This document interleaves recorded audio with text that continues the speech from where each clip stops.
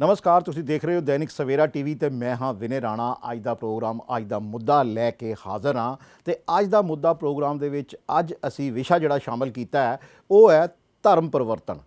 ਪੰਜਾਬ ਦੇ ਵਿੱਚ ਪਿਛਲੇ ਕਈ ਦਿਨਾਂ ਤੋਂ, ਇਹ ਪਿਛਲੇ ਕਈ ਮਹੀਨਿਆਂ, ਕਈ ਸਾਲਾਂ ਤੋਂ ਕਿਹਾ ਜਾ ਸਕਦਾ ਹੈ ਕਿ ਧਰਮ ਪਰਿਵਰਤਨ ਦਾ ਮੁੱਦਾ ਜਿਹੜਾ ਹੈ ਉਹ ਗਰਮਾਇਆ ਹੋਇਆ ਔਰ ਧਰਮ ਪਰਿਵਰਤਨ ਬਹੁਤ ਤੇਜ਼ੀ ਨਾਲ ਹੋ ਰਹੇ ਆ। ਖਾਸ ਕਰਕੇ ਜਿਹੜੇ ਈਸਾਈ ਮਿਸ਼ਨਰੀ ਜਿਹੜੀ ਹੈ ਈਸਾਈ, ਇਹ ਧਰਮ ਪਰਿਵਰਤਨ ਦੇ ਇਲਜ਼ਾਮ ਜਿਹੜੇ ਹੈ ਇਹਨਾਂ ਤੇ ਲੱਗ ਰਹੇ ਆ, ਕਿਉਂਕਿ ਖਾਸ ਕਰਕੇ ਦੁਆਬਾ ਔਰ ਮਾਝਾ ਏਰੀਆ ਦੇ ਵਿੱਚ ਜਿਹੜੇ ਪਾਦਰੀ ਹੈਗੇ ਆ, ਦੁਆਬਾ ਦੇ ਵਿੱਚ ਤਾਂ ਦੋ ਵੱਡੇ ਪਾਦਰੀ ਅਜਿਹੇ ਨੇ ਜਿਨ੍ਹਾਂ ਨੇ ਐਡੇ ਵੱਡੇ ਚਰਚ ਨਿਰਮਾਣ ਸ਼ੁਰੂ ਕੀਤੇ ਹੈ ਕਿ ਜੇ ਉਹ ਪੂਰੇ ਹੋ ਜਾਂਦੇ ਨੇ ਤਾਂ ਸ਼ਾਇਦ ਉਹ ਏਸ਼ੀਆ ਦੇ ਵਿੱਚ ਆਪਣੇ ਆਪ 'ਚ ਇੱਕ ਵੱਖਰਾ ਸਥਾਨ ਰੱਖਣਗੇ। ਤੇ ਅੱਜ ਇਸ ਮੁੱਦੇ 'ਤੇ ਚਰਚਾ ਕਰਨ ਲਈ ਮੇਰੇ ਨਾਲ ਮੇਰੇ ਸਹਿਯੋਗੀ ਤੇਜਿੰਦਰ ਸਿੰਘ ਅਟਵਾਲ ਇੱਕ ਵਾਰ ਫਿਰ ਤੋਂ ਜੁੜੇ ਹੋਏ ਨੇ। ਇਹਨਾਂ ਨਾਲ ਚਰਚਾ ਕਰਾਂਗੇ ਕਿ ਇਹ ਜਿਹੜਾ ਮੁੱਦਾ ਆ ਇਹ ਕਦੋਂ ਤੱਕ ਇਸ 'ਤੇ ਕਾਬੂ ਪਾਇਆ ਜਾ ਸਕਦਾ ਹੈ, ਜਾਂ ਇਹ ਮੁੱਦਾ ਹੈ ਵੀ ਕਿ ਇਸ ਨੂੰ ਸਿਰਫ ਸਿਆਸਤਦਾਨਾਂ ਨੇ ਮੁੱਦਾ ਬਣਾਇਆ ਹੈ। ਹਾਂਜੀ ਤੇਜਿੰਦਰ ਜੀ, ਤੁਸੀਂ ਦੱਸੋ ਪਹਿਲਾਂ, ਸਭ ਤੋਂ ਪਹਿਲਾਂ, ਕਿ ਇਹ ਜਿਹੜਾ ਮੁੱਦਾ ਆ ਇਹ ਜ਼ਿਆਦਾਤਰ ਸਿਆਸਤਦਾਨ ਹੀ ਇਸ ਨੂੰ ਚੁੱਕਦੇ ਆ, ਆਮ ਲੋਕ ਇਸ ਨੂੰ ਨਹੀਂ ਚੁੱਕਦੇ। ਨਹੀਂ, ਜੇ ਸਿਆਸਤਦਾਨ ਦੀ ਗੱਲ ਕਰੀਏ ਉਹ ਤਾਂ ਚੱਕ ਹੀ ਰਹੇ ਆ, ਬਟ ਇਹ ਗਰਾਊਂਡ ਲੈਵਲ 'ਤੇ ਵੀ ਇਹ ਮੁੱਦਾ ਖੜਾ ਹੈਗਾ, ਇਹ ਦੇਖਣ ਨੂੰ ਮਿਲਦਾ ਵੀ ਹੈਗਾ। ਇਹ ਮੁੱਦਾ ਇਕੱਲਾ ਪੰਜਾਬ ਦਾ ਨਹੀਂ ਹੈਗਾ। ਆਪਾਂ ਜੇ ਉੱਤਰ ਭਾਰਤ ਤੋਂ ਲੈ ਕੇ ਦੱਖਣ ਭਾਰਤ ਤੱਕ ਦਾ ਪੂਰਾ ਦੇਖੀਏ, ਪਹਿਲਾਂ ਇਹ ਮੁੱਦਾ ਤਮਿਲਨਾਡੂ ਵਿੱਚ ਸੀਗਾ 1990 2000 ਦੇ ਵਿੱਚ, ਉੱਥੇ ਵੀ ਇਹ ਕਾਫੀ ਚੱਲਦਾ ਰਿਹਾ। ਮੈਂ ਉੱਥੇ ਰਹਿ ਕੇ ਵੀ ਆਇਆ ਕਿ 10 ਸਾਲ, ਤਾਂ ਮੈਂ ਉੱਥੇ ਵੀ ਦੇਖਿਆ ਸੀ ਇਹ ਮਸ਼ੀਨਰੀ ਉਹਨਾਂ ਦੀ ਬਹੁਤ ਤਗੜੇ ਲੈਵਲ ਦਾ ਕੰਮ ਕਰਦੀ ਆ ਔਰ ਬਹੁਤ ਜ਼ਿਆਦਾ ਐਕਟਿਵ ਆ। ਉਹ ਲੋਕਾਂ ਨੂੰ ਇੰਨਾ ਜ਼ਿਆਦਾ ਮੋਟੀਵੇਟ, ਮਤਲਬ ਤੁਹਾਡੇ ਪਿੱਛੇ ਪੈ ਜਾਂਦੇ ਆ ਕਿ ਤੁਸੀਂ ਸਾਡੀ ਕਿਤਾਬਾਂ ਪੜ੍ਹੋ, ਸਾਡੇ ਨਾਲ ਜੁੜੋ, ਸਾਡੇ ਕੋਲ ਆਓ, ਇੱਕ ਵਾਰ ਮਿਲੋ। ਮਤਲਬ ਤੁਸੀਂ ਦੇਖੋ, ਇੱਕ ਬੰਦਾ ਜੇ ਤੁਹਾਨੂੰ ਬਾਰ-ਬਾਰ ਕਿਸੇ ਚੀਜ਼ ਵਾਸਤੇ ਜੇ ਕਹਿ ਰਿਹਾ ਹੈਗਾ ਤਾਂ ਤੁਸੀਂ ਵੀ ਸੋਚੋਗੇ ਚਲੋ ਯਾਰ ਇੱਕ ਵਾਰ ਮੈਂ ਜਾ ਕੇ ਦੇਖਦਾ। ਉਹਦੇ ਫਿਰ ਤੁਹਾਨੂੰ ਹੋਰ ਕਿਸੇ ਗੱਲਾਂ 'ਤੇ ਮਤਲਬ ਹੌਲੀ-ਹੌਲੀ ਜਿਹੜਾ ਉਹਨਾਂ ਦਾ ਟਾਰਗੇਟ ਹੈ ਉਹ ਉਸ ਲੈਵਲ 'ਤੇ ਜਾਂਦਾ। ਇਸ ਕਰਕੇ ਹੀ ਇਹ ਮੁੱਦਾ ਅੱਜ ਸਾਡੇ ਪ੍ਰੋਗਰਾਮ 'ਚ ਸ਼ਾਮਿਲ ਹੋਇਆ ਕਿ ਇਹ ਧਰਮ ਜਿਹੜਾ ਬਦਲਣ ਦਾ ਹੈਗਾ, ਕਿ ਇੱਕ ਧਰਮ ਤੋਂ ਦੂਸਰੇ ਧਰਮ ਜਾਣਾ, ਇਹ ਕਾਫੀ ਗੰਭੀਰ ਵਿਸ਼ਾ ਹੈਗਾ। ਤਾਂ ਇਹ ਸੋਚਣ ਵਾਲੀ ਗੱਲ ਹੈ ਕਿ ਦੇਖੋ, ਜਦੋਂ ਆਪਣਾ ਦੇਸ਼ ਆਜ਼ਾਦ ਹੋਇਆ ਸੀ ਉਸ ਵੇਲੇ ਤਾਂ ਹਿੰਦੂ ਤਾਂ ਸਿੱਖ ਧਰਮ ਸੀ, ਬਾਕੀ ਹੋਰ ਵੀ ਸੀ, ਈਸਾਈ ਧਰਮ ਤਾਂ ਹੁੰਦਾ ਹੀ ਨਹੀਂ ਸੀਗਾ। ਤਾਂ ਇਹ ਅੱਜ ਹੁਣ ਇੰਨੇ ਸਾਲਾਂ ਬਾਅਦ ਜਾ ਕੇ ਸਡਨਲੀ ਜੇ ਈਸਾਈ ਧਰਮ ਆ ਕੇ ਖੜਾ ਹੋ ਰਿਹਾ, ਲੋਕੀ ਉਹਨੂੰ ਜੁੜ ਰਹੇ ਆ ਜਾਂ ਉਹ ਲੋਕਾਂ ਨੂੰ ਜੋੜ ਰਹੇ ਆ, ਕੋਈ ਨਾ ਕੋਈ ਵਜ੍ਹਾ ਤਾਂ ਹੋਊਗੀ। ਹੁਣ ਦੇਖੋ, ਇਹ 'ਚ ਦੋ ਵੱਡੀ ਗੱਲਾਂ ਨਿਕਲ ਕੇ ਆਉਂਦੀ ਹੈਗੀ। ਇੱਕ ਜਿਹੜਾ ਟੌਪ ਲੈਵਲ 'ਤੇ ਹੈਗੇ ਆ, ਜਿਹੜੇ ਪਦਾਰੀ ਆਪਾਂ ਕਹਿ ਦਈਏ, ਤਾਂ ਜਿਹੜੇ ਉਹਨਾਂ ਨਾਲ ਲੋਕ ਜੁੜ ਰਹੇ ਹੈਗੇ ਆ, ਅਤੇ ਦੋਨੋਂ ਆਪਣੇ ਹੀ ਬੈਨੀਫਿਟ ਲਈ ਇਹਦੇ ਵਿੱਚ ਜੁੜ ਰਹੇ। ਤਾਂ ਇਸੇ ਮੁੱਦੇ 'ਤੇ ਅੱਜ ਅਸੀਂ ਚਰਚਾ ਕਰਾਂਗੇ।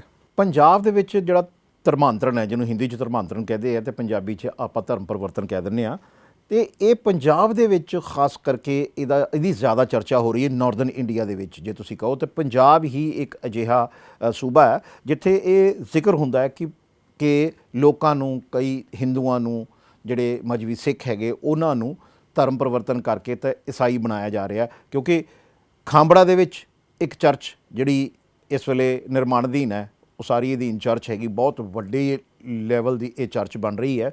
ਇਹ ਤਾਂ ਇੱਕ ਕਪੂਰਥਲੇ 'ਚ ਜਿਹੜੀ ਹੈਗੀ ਹੈ, ਇਹ ਦੋਨੋਂ, ਇੱਕ ਓਪਨ ਚਰਚ ਵੀ ਉਹਨਾਂ ਨੇ ਬਣਾਈ ਹੋਈ ਹੈ ਕਪੂਰਥਲੇ ਵਾਲੇ ਨੇ, ਅਤੇ ਇੱਕ ਉਹ ਦੂਜੀ ਵੀ ਚਰਚ ਬਣਾ ਰਹੇ ਨੇ ਜਲੰਧਰ ਦੇ ਵਿੱਚ। ਅਤੇ ਉਹ ਜਿਹੜੇ ਖਾਸ ਕਰਕੇ ਇਹਨਾਂ ਦੋ ਲੋਕਾਂ ਦਾ ਇਸ ਦੇ ਵਿੱਚ ਬਹੁਤ ਵੱਡਾ ਰੋਲ ਕਿਹਾ ਜਾ ਰਿਹਾ। ਦੇਖੋ ਜੀ, ਇਹ ਤੁਹਾਡੀ ਗੱਲ ਬਹੁਤ, ਹੁਣ ਜੇ ਆਪਾਂ ਕਹੀਏ ਕਿ ਪੰਜਾਬ 'ਚ ਇਹ ਚੀਜ਼ ਕਿਉਂ ਹਾਈਲਾਈਟ ਹੋ ਰਹੀ ਹੈ, ਦੇਖੋ ਜਦੋਂ ਤੁਸੀਂ ਚਰਚ ਜਾਂਦੇ ਤਾਂ ਚਰਚ ਵਿੱਚ ਲੋਕਾਂ ਦੀ ਇੱਕ ਇਮੇਜ, ਜਿਹੜੇ ਇੱਥੇ ਰਹਿੰਦੇ ਆ, ਜੋ ਆਪਾਂ ਸਟੱਡੀ ਕੀਤੀ ਹੈ, ਪੜ੍ਹਿਆ ਹੈਗਾ, ਉੱਧਰ ਦੇ ਜਿਹੜੇ ਪਾਦਰੀ ਹੁੰਦੇ, ਜੇ ਤੁਸੀਂ ਵਿਦੇਸ਼ਾਂ 'ਤੇ ਦੇਖੋਗੇ ਤਾਂ ਉਹ ਸਰਦਾਰ ਨਹੀਂ ਹੁੰਦੇ। ਜਦੋਂ ਤੁਸੀਂ ਇੱਥੇ ਚਰਚ ਵਿੱਚ ਪਾਦਰੀ ਦੇ ਰੂਪ 'ਚ ਕਿਸੇ ਸਰਦਾਰ ਨੂੰ, ਪਗੜੀ ਬੰਨੇ ਹੋਏ ਸਿੱਖ ਨੂੰ ਦੇਖ ਲੈਂਦੇ ਆ, ਫਿਰ ਤੁਹਾਨੂੰ ਇੱਕ ਝਟਕਾ ਜਿਹਾ ਲੱਗਦਾ ਕਿ ਯਾਰ ਇਹ ਸਿੱਖ ਗੁਰਦੁਆਰੇ ਵਿੱਚ ਹੈਗਾ ਜਾਂ ਚਰਚ ਵਿੱਚ ਆ ਕੇ ਕੀ ਕਰ ਰਿਹਾ ਹੈਗਾ। ਤਾਂ ਇਹ ਮਾਹੌਲ ਹੀ ਇੱਦਾਂ ਦਾ ਕ੍ਰੀਏਟ ਕਰ ਦਿੱਤਾ ਗਿਆ ਕਿ ਲੋਕਾਂ 'ਚ ਬਹੁਤ ਜ਼ਿਆਦਾ ਕਨਫਿਊਜ਼ਨ ਕ੍ਰੀਏਟ ਹੋ ਗਈ ਆ। ਹੁਣ ਇੱਥੇ ਦੋ ਤਰੀਕੇ ਦੇ ਜਿਹੜੇ ਲੋਕ ਹੈਗੇ ਆ, ਉਹ ਆਪਣੇ ਮਤਲਬ ਲਈ ਇਸ ਚੀਜ਼ਾਂ ਵਿੱਚ ਆਏ ਹੈਗੇ ਆ। ਇੱਕ ਤਾਂ ਜਿਹਨਾਂ ਨੂੰ ਨੇਮ, ਫੇਮ, ਪਾਵਰ ਚਾਹੀਦੀ ਆ, ਉਹ ਪਦਾਰੀ ਵਿੱਚ ਆ ਗਏ ਆ। ਜਿਹੜੇ ਲੋਕਾਂ ਨੂੰ ਇਨਫਲੂਐਂਸ ਕਰਨਾ ਚਾਹੁੰਦੇ ਆ, ਉਹਨਾਂ ਨੂੰ ਆਪਣਾ ਜੋ ਵੀ ਕੰਮ ਕਰਾਉਣਾ। ਤਾਂ ਦੂਸਰੇ ਜਿਹੜੇ ਨਿਚਲੇ ਤਬਕੇ ਦੇ ਲੋਕ ਹੈਗੇ ਆ, ਜਿਨ੍ਹਾਂ ਨੂੰ ਉੱਦਾਂ ਦੀ ਸਹੂਲਤਾਂ, ਜਿਹੜੇ ਆਪਣੇ ਬਾਕੀ ਜਿਹੜੇ ਹੈਗੇ ਸੋਸਾਇਟੀ ਤੋਂ ਉੱਦਾਂ ਦੀ ਨਹੀਂ ਮਿਲ ਰਹੀ, ਸਪੋਰਟ ਨਹੀਂ ਮਿਲ ਰਹੀ ਆ, ਤਾਂ ਉਹ ਐਂਡ ਵਿੱਚ ਉਹਨਾਂ ਨੂੰ ਇੱਕ ਆਸਰਾ ਇਹ ਨਜ਼ਰ ਆਉਂਦਾ ਕਿ ਚਲੋ ਸਾਨੂੰ ਇੱਧਰੋਂ ਦੀ ਸ਼ਾਇਦ ਕੋਈ ਸਪੋਰਟ ਮਿਲ ਜਾਊਗੀ। ਤਾਂ ਉਹ ਉਹਨਾਂ ਨੂੰ ਉਹ ਲਾਲਚ ਵੀ ਦੇ ਰਹੇ ਆ, ਤਾਂ ਉਹ ਲੋਕੀ ਉੱਧਰ ਜੁੜ ਵੀ ਰਹੇ ਆ। ਟਾਈਮ ਦੇ ਵਿੱਚ ਇੱਦਾਂ ਦੀਆਂ ਕਈ ਘਟਨਾਵਾਂ ਸਾਹਮਣੇ ਆਉਂਦੀਆਂ, ਜਿੱਦਾਂ ਤੁਸੀਂ 16 ਦਸੰਬਰ ਦੀ ਘਟਨਾ ਲੈ ਲਓ, ਚਮਕੌਰ ਸਾਹਿਬ ਦੀ।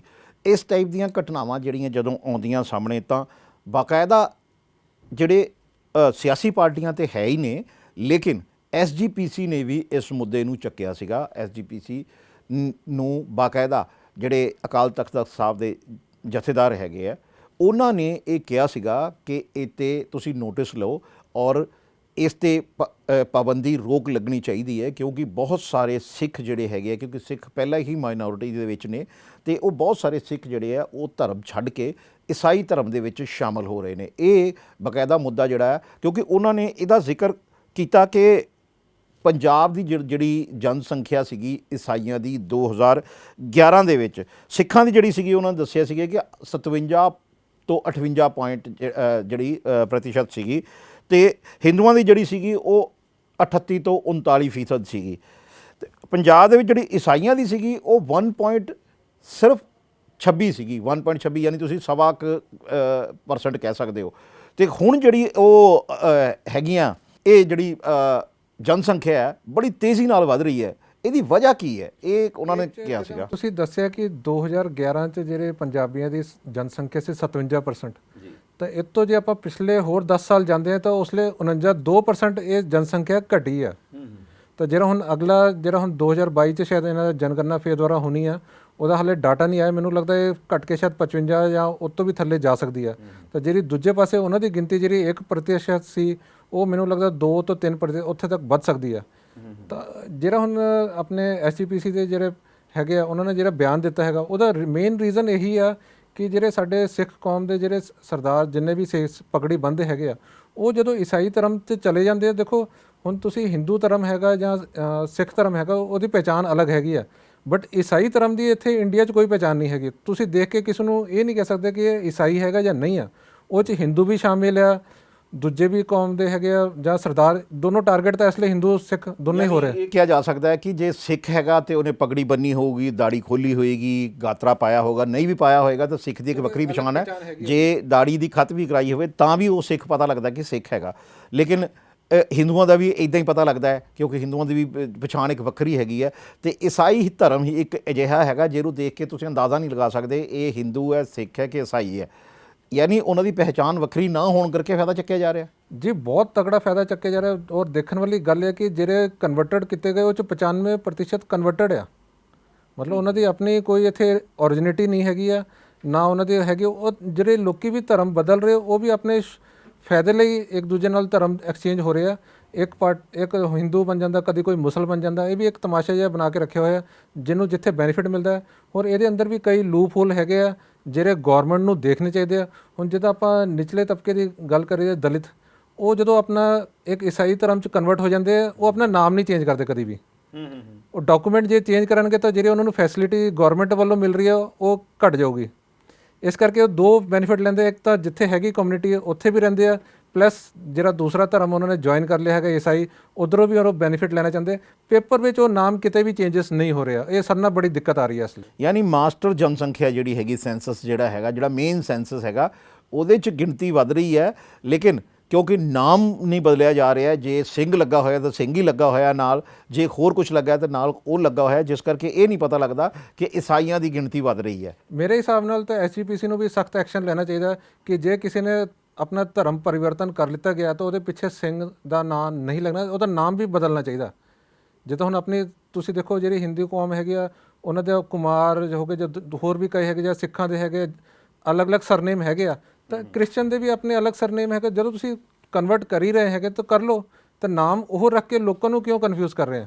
ਤੁਸੀਂ ਇੱਕ ਲੋਕਾਂ ਨੂੰ ਗਲਤ ਮੈਸੇਜ ਦੇ ਕੇ ਉਹ ਹੋਰ ਲੋਕਾਂ ਨੂੰ ਉਹ 'ਚ ਜੋੜਨ ਦਾ ਹੀ ਮੇਨ ਪਰਪਸ ਹੈਗਾ ਇਹਨਾਂ ਦਾ। ਬਿਲਕੁਲ। ਦੇਖੋ, ਜਦੋਂ ਪਿਛਲੇ ਦਿਨੀ ਅਮਿਤ ਸ਼ਾਹ ਜਿਹੜੇ ਹੈਗੇ, ਗ੍ਰਹਿ ਮੰਤਰੀ ਅਮਿਤ ਸ਼ਾਹ ਹੈਗੇ, ਇਹਨਾਂ ਨੇ ਇੱਕ ਨੋਟਿਸ ਲਿਆ ਸੀ, ਬਕਾਇਦਾ ਇੱਕ ਸਮਿਟ ਸੀਗੀ ਕਿਸੇ ਚੈਨਲ ਦੀ, ਉਹਦੇ ਵਿੱਚ ਜਾ ਕੇ ਇਹਨਾਂ ਨੇ ਕਿਹਾ ਸੀ ਕਿ ਧਰਮ ਪਰਿਵਰਤਨ ਨੂੰ ਕਿਸੇ ਵੀ ਹਾਲਤ ਦੇ ਵਿੱਚ ਬਰਦਾਸ਼ਤ ਨਹੀਂ ਕੀਤਾ ਜਾਏਗਾ। ਕਿਉਂਕਿ ਜਿੱਦਾਂ ਜੇ ਸਿੱਖਾਂ ਦਾ ਧਰਮ ਪਰਿਵਰਤਨ ਹੋ ਰਿਹਾ ਅਤੇ ਉਹਦੇ 'ਚ ਅਕਾਲ ਤਖਤ ਸਾਹਿਬ ਜਾਂ ਐਸਜੀਪੀਸੀ ਨੋਟਿਸ ਲਵੇ ਤਾਂ ਸਿੱਖਾਂ ਨੂੰ ਇਹ ਗੱਲ ਸਮਝ ਆਉਂਦੀ ਹੈ। ਅਤੇ ਜੇ ਹਿੰਦੂਆਂ ਦੇ ਵਿੱਚ ਅਜਿਹਾ ਕੁਝ ਹੁੰਦਾ ਹੈ ਤੇ ਬੀਜੇਪੀ ਇਹਦਾ ਇਨੀਸ਼ੀਏਟਿਵ ਹਮੇਸ਼ਾ ਲੈਂਦੀ ਹੈ। ਬੀਜੇਪੀ ਅੱਗੇ ਹੋ ਕੇ ਧਰਮਾਂਤਰਨ ਨੂੰ ਰੋਕਣ ਦੀ ਕੋਸ਼ਿਸ਼ ਕਰਦੀ ਹੈ ਔਰ ਦਾਅਵਾ ਵੀ ਇਸ ਗੱਲ ਦਾ ਕਰਦੀ ਹੈ ਕਿ ਅਸੀਂ ਜਿੱਥੇ ਬੀਜੇਪੀ ਸ਼ਾਸਿਤ ਜਿੰਨੇ ਵੀ ਪ੍ਰਦੇਸ਼ ਹੈਗੇ ਉੱਥੇ ਬਕਾਇਦਾ ਅਸੀਂ ਕਾਨੂੰਨ ਬਣਾਏ ਹੋਏ ਆ ਔਰ ਉੱਥੇ ਸਖਤੀ ਨਾਲ ਇਹਦਾ ਪਾਲਣ ਹੁੰਦਾ ਹੈ। ਖਾਸ ਕਰਕੇ ਗੁਜਰਾਤ ਦਾ ਜ਼ਿਕਰ ਉਹਨਾਂ ਨੇ ਕੀਤਾ ਸੀ। ਦੇਖੋ ਜੀ, ਦੂਸਰੀ ਵੱਡੀ ਮੇਨ ਗੱਲ ਜਿਹੜੀ ਧਰਮ ਪਰਿਵਰਤਨ ਦੇ ਨਿਕਲ ਕੇ ਆ ਰਹੀ ਹੈ ਇਹ ਸਾਡਾ ਪੰਜਾਬ ਸੂਬਾ ਬਹੁਤ ਤਗੜਾ ਟਾਰਗੇਟ ਕੀਤਾ ਜਾ ਰਿਹਾ ਔਰ ਇਹ 'ਚ ਸੂਬੇ ਉਹ ਟਾਰਗੇਟ ਕੀਤੇ ਜਾ ਰਹੇ ਜਿਹੜੇ ਪਾਕਿਸਤਾਨ ਦੇ ਨਾਲ ਬਾਰਡਰ ਤੇ ਲੱਗਦੇ ਹੈਗੇ ਆ। ਜਦੋਂ ਦੇਖੋ ਤੁਸੀਂ ਇੱਕ ਬੰਦਾ ਜਦੋਂ ਹਿੰਦੂ ਹੈਗਾ ਜਾਂ ਸਿੱਖ ਹੈਗਾ ਉਹ ਆਪਣੇ ਦੇਸ਼ ਦੇ ਪ੍ਰਤੀ ਕਾਫੀ ਵਫਾਦਾਰ ਰਹਿੰਦਾ ਹੈਗਾ, ਬਟ ਜਦੋਂ ਉਹਦੀ ਉਹ ਚੇਂਜ ਹੋ ਕੇ ਈਸਾਈ ਬਣ ਜਾਂਦਾ ਫਿਰ ਮੈਨੂੰ ਨਹੀਂ ਲੱਗਦਾ ਉਹ ਕਈ ਚੀਜ਼ਾਂ ਤੁਹਾਨੂੰ ਸਿਕਿਉਰਿਟੀ ਜਿਹੜੀ ਹੈਗੀ ਉਹ 'ਤੇ ਖਤਰਾ ਵੀ ਬੰਦਾ ਹੈਗਾ। ਜਦੋਂ ਈਸਾਈ ਬਣ ਗਿਆ ਉਹਦੀ ਫਿਰ ਇੰਡੀਆ ਦੇ ਨਾਲ ਤਾਂ ਕੋਈ ਇੰਨੀ ਅਟੈਚਮੈਂਟ ਰਹੀ ਨਹੀਂ, ਨਾ ਕੋਈ ਪੁਰਾਣੀ ਹਿਸਟਰੀ ਹੈਗੀ ਹੈ ਕਿ ਇੱਥੇ ਈਸਾਈ ਬਹੁਤ ਭਾਰਤ ਵਿੱਚ ਜਿੰਨੀ ਆਜ਼ਾਦੀ ਲੜਾਈਆਂ ਹੈਗੀਆਂ ਉਹਦੇ 'ਚ ਕੋਈ ਉਹਨਾਂ ਦਾ ਯੋਗਦਾਨ ਸੀ ਜਾਂ ਕਿਸੇ ਪਾਸੇ ਸੀ, ਤਾਂ ਉਹਦੇ ਕਰਕੇ ਜਿਹੜੇ ਛੋਟੇ ਛੋਟੇ ਤਬਕੇ ਨੂੰ ਲੋਕਾਂ ਨੂੰ ਕਨਵਰਟ ਕਰਨ ਲੱਗੇ ਹੋਏ ਆ। ਇਹ ਸਮੱਸਿਆ ਕਾਫੀ ਗੰਭੀਰ ਹੈਗੀ ਆ। ਹੋਰ ਤੁਸੀਂ ਦੇਖੋ ਆਉਣ ਵਾਲੇ ਟਾਈਮ 'ਚ ਜੋ ਪੰਜਾਬ 'ਚ ਪਿਛਲੇ 10 ਸਾਲਾਂ 'ਚ ਜਿੰਨੀ ਚਰਚ ਸੀ ਜਾਂ ਦੂਜੀਆਂ ਸੀ ਉਹ ਉਹਨਾਂ ਦੀ ਗਿਣਤੀ ਇੰਨੀ ਛੇਤੀ ਵਧੀ ਆ, ਤਾਂ ਤੁਹਾਨੂੰ ਸਮਝ ਨਹੀਂ ਆ ਰਿਹਾ ਕਿ ਹੋ ਕੀ ਰਿਹਾ।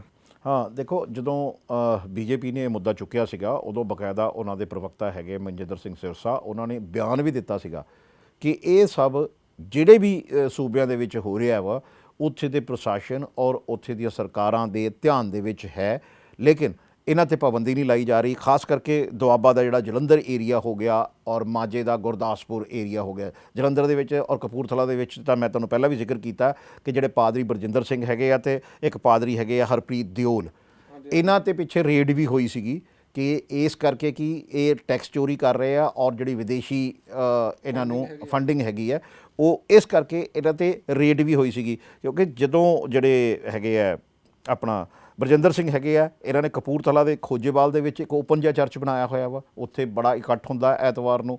ਅਤੇ ਇਸੇ ਤਰ੍ਹਾਂ ਇਹਨਾਂ ਨੇ ਜਿਹੜਾ ਹੈ ਕਪੂਰਥਲਾ ਦੇ ਦਿਓਲ ਜਿਹੜੇ ਹੈਗੇ ਆ ਉਹਨਾਂ ਨੇ ਕਪੂਰਥਲਾ ਵਿੱਚ ਓਪਨ ਡੋਰ ਚਰਚ ਬਣਾਇਆ, ਅਤੇ ਇੱਦਾਂ ਹੀ ਬਰਜਿੰਦਰ ਸਿੰਘ ਜਿਹੜੇ ਹੈਗੇ ਨਾ ਜਲੰਧਰ ਦੇ ਵਿੱਚ church of glory and wisdom ਦੀ ਸਥਾਪਨਾ ਕੀਤੀ ਹੈ। ਯਾਨੀ ਇੱਕ ਵੱਖਰਾ ਜਿਹੜਾ ਇੱਕ ਕਹਿ ਸਕਦੇ ਹਾਂ ਆਪਾਂ ਇੱਕ ਰਾਜ ਪਾਟ ਕਾਇਮ ਕਰਨ ਦੀ ਕੋਸ਼ਿਸ਼ ਕੀਤੀ ਜਾ ਰਹੀ ਹੈ, ਜਿਹਦੇ 'ਚ ਜਨਸੰਖਿਆ ਵਧਾਉਣ ਦੀ ਕੋਸ਼ਿਸ਼ ਲਗਾਤਾਰ ਜਾਰੀ ਹੈ। ਦੇਖੋ ਜੀ ਇਹਨਾਂ ਦਾ ਜਿਹੜਾ ਮੇਨ ਮੁੱਦਾ ਹੈਗਾ ਜੋ ਪਾਵਰ ਵਿੱਚ ਆ ਰਹੇ ਹੈਗੇ, ਦੇਖੋ ਪਾਵਰ ਇਹਨਾਂ ਨੂੰ ਚਾਹੀਦੀ ਆ। ਇੱਕ ਬੰਦੇ ਦੀ ਮਨਸਾ ਜਿਹੜੀ ਹੁੰਦੀ ਨਾ ਕਿ ਅਸੀਂ ਪਾਵਰਫੁਲ ਸੀਟ ਤੇ ਬੈਠਣਾ ਹੈਗਾ, ਇਹਨਾਂ ਨੂੰ ਆਪਣੇ ਧਰਮ ਵਿੱਚ ਉਹ ਜਗ੍ਹਾ ਮਿਲੀ ਨਹੀਂ ਹੈਗੀ ਤਾਂ ਇਹਨਾਂ ਨੂੰ ਇਹ ਧਰਮ ਲੱਗਿਆ ਸੌਖਾ। ਇਸ ਵਿੱਚ ਕੋਈ ਕੰਪੀਟੀਸ਼ਨ ਨਹੀਂ ਸੀ। ਤੁਸੀਂ ਆ ਗਏ ਪੰਜਾਬ 'ਚ, ਤੁਸੀਂ ਇੱਕ ਲੋਕਾਂ ਨੂੰ ਜੋੜਨਾ ਹੈਗਾ, ਪਿੱਛੋਂ ਦੀ ਤੁਹਾਨੂੰ ਫੰਡਿੰਗ ਆ ਰਹੀ ਹੈ, ਸਾਰਾ ਕੁਝ ਮਿਲ ਰਿਹਾ।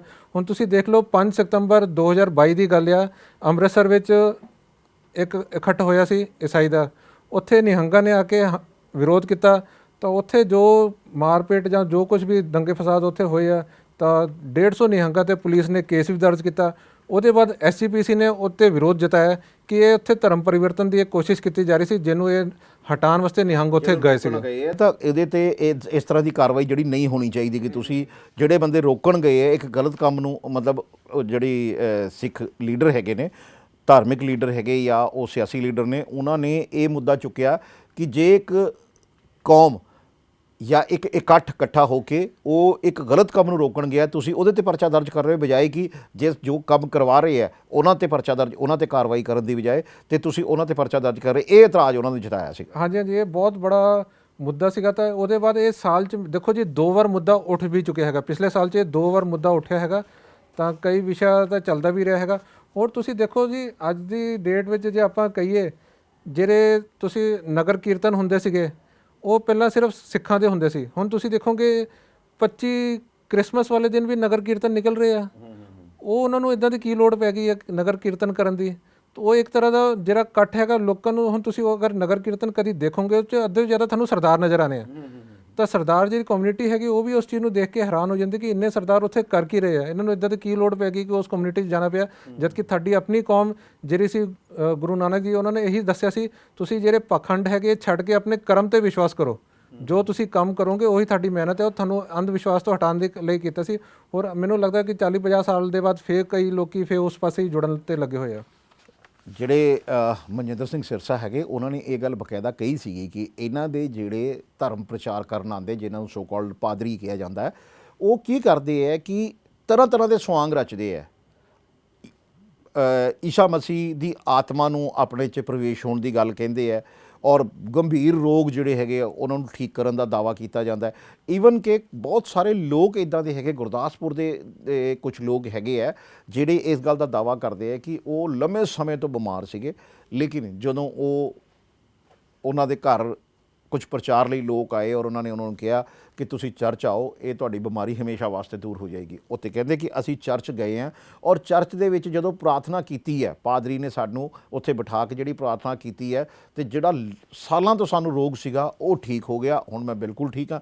ਇਹ ਚੀਜ਼ਾਂ, ਇਸ ਤਰ੍ਹਾਂ ਦੀ ਚੀਜ਼ਾਂ ਜਿਹੜੀ ਹੈਗੀਆਂ ਉਹ ਭਰਮ ਪੈਦਾ ਕਰਦੀਆਂ ਸਮਾਜ ਦੇ ਵਿੱਚ। ਦੇਖੋ ਜੀ, ਜਿਹੜੀ ਹੁਣ ਤੁਸੀਂ ਇਹ ਗੱਲ ਕੀਤੀ ਹੈ ਕਿ ਮੈਂ ਬਿਮਾਰ ਸੀ ਕਾਫੀ ਸਮੇਂ ਤੋਂ, ਚਰਚ ਗਈ ਹਾਂ, ਠੀਕ ਹੋ ਗਈ ਆ, ਤਾਂ ਮੈਂ ਕਹਿੰਦਾ ਫਿਰ ਤਾਂ ਹਸਪੀਟਲਾਂ ਦੀ ਲੋੜ ਹੀ ਹੈ ਨਹੀਂ। ਸਾਡੇ ਹਿੰਦੁਸਤਾਨ ਤਾਂ ਇੰਨੇ ਲੋਕ ਉੱਦੇ ਧੱਕੇ ਖਾਂਦੇ ਪਏ ਆ, ਉਹ ਸਾਰੇ ਚਰਚ ਕਿਉਂ ਨਹੀਂ ਚਲੇ ਜਾਂਦੇ ਹੈਗੇ ਆ? ਜੇ ਬਿਮਾਰੀ ਦਾ ਇਲਾਜ, ਆਪਾਂ ਇਹ ਨਹੀਂ ਕਹਿੰਦੇ ਕਿ ਗੁਰਦੁਆਰੇ 'ਚ ਵੀ ਸਾਡਾ ਇਲਾਜ ਹੁੰਦਾ, ਇੱਦਾਂ ਦੀ ਗਲਤ ਗੱਲ ਆਪਾਂ ਨਹੀਂ ਫੈਲਾਉਂਦੇ ਹੈਗੇ।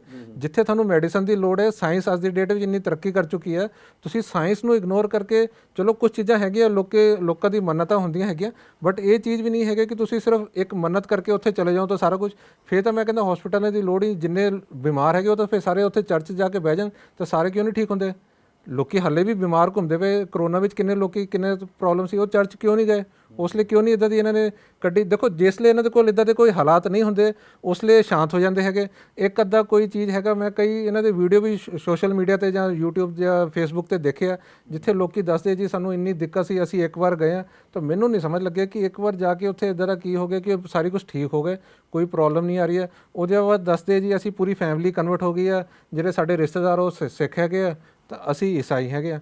ਤੇ ਇਹ ਸੋਚ ਕੇ ਔਰ ਸੁਣ ਕੇ ਬੜਾ ਦੁੱਖ ਹੁੰਦਾ ਹੈਗਾ ਇੱਦਾਂ ਦੀ ਗੱਲਾਂ। ਜਿਹੜੇ ਰੇਡ ਕਰਨ ਆਏ ਅਫਸਰ ਸੀਗੇ ਨਾ, ਉਹਨਾਂ ਨੇ ਵੀ ਇਹਨਾਂ ਪਾਦਰੀਜ਼ ਕੋਲੋਂ, ਜਿਹੜੇ ਪਾਦਰੀਆਂ ਦੇ ਕੋਲ ਉਹ ਰੇਡ ਕਰਨ ਗਏ ਆ, ਸਵੇਰ 6 ਵਜੇ ਤੋਂ ਰੇਡ ਸ਼ੁਰੂ ਹੋ ਗਈ ਸੀਗੀ।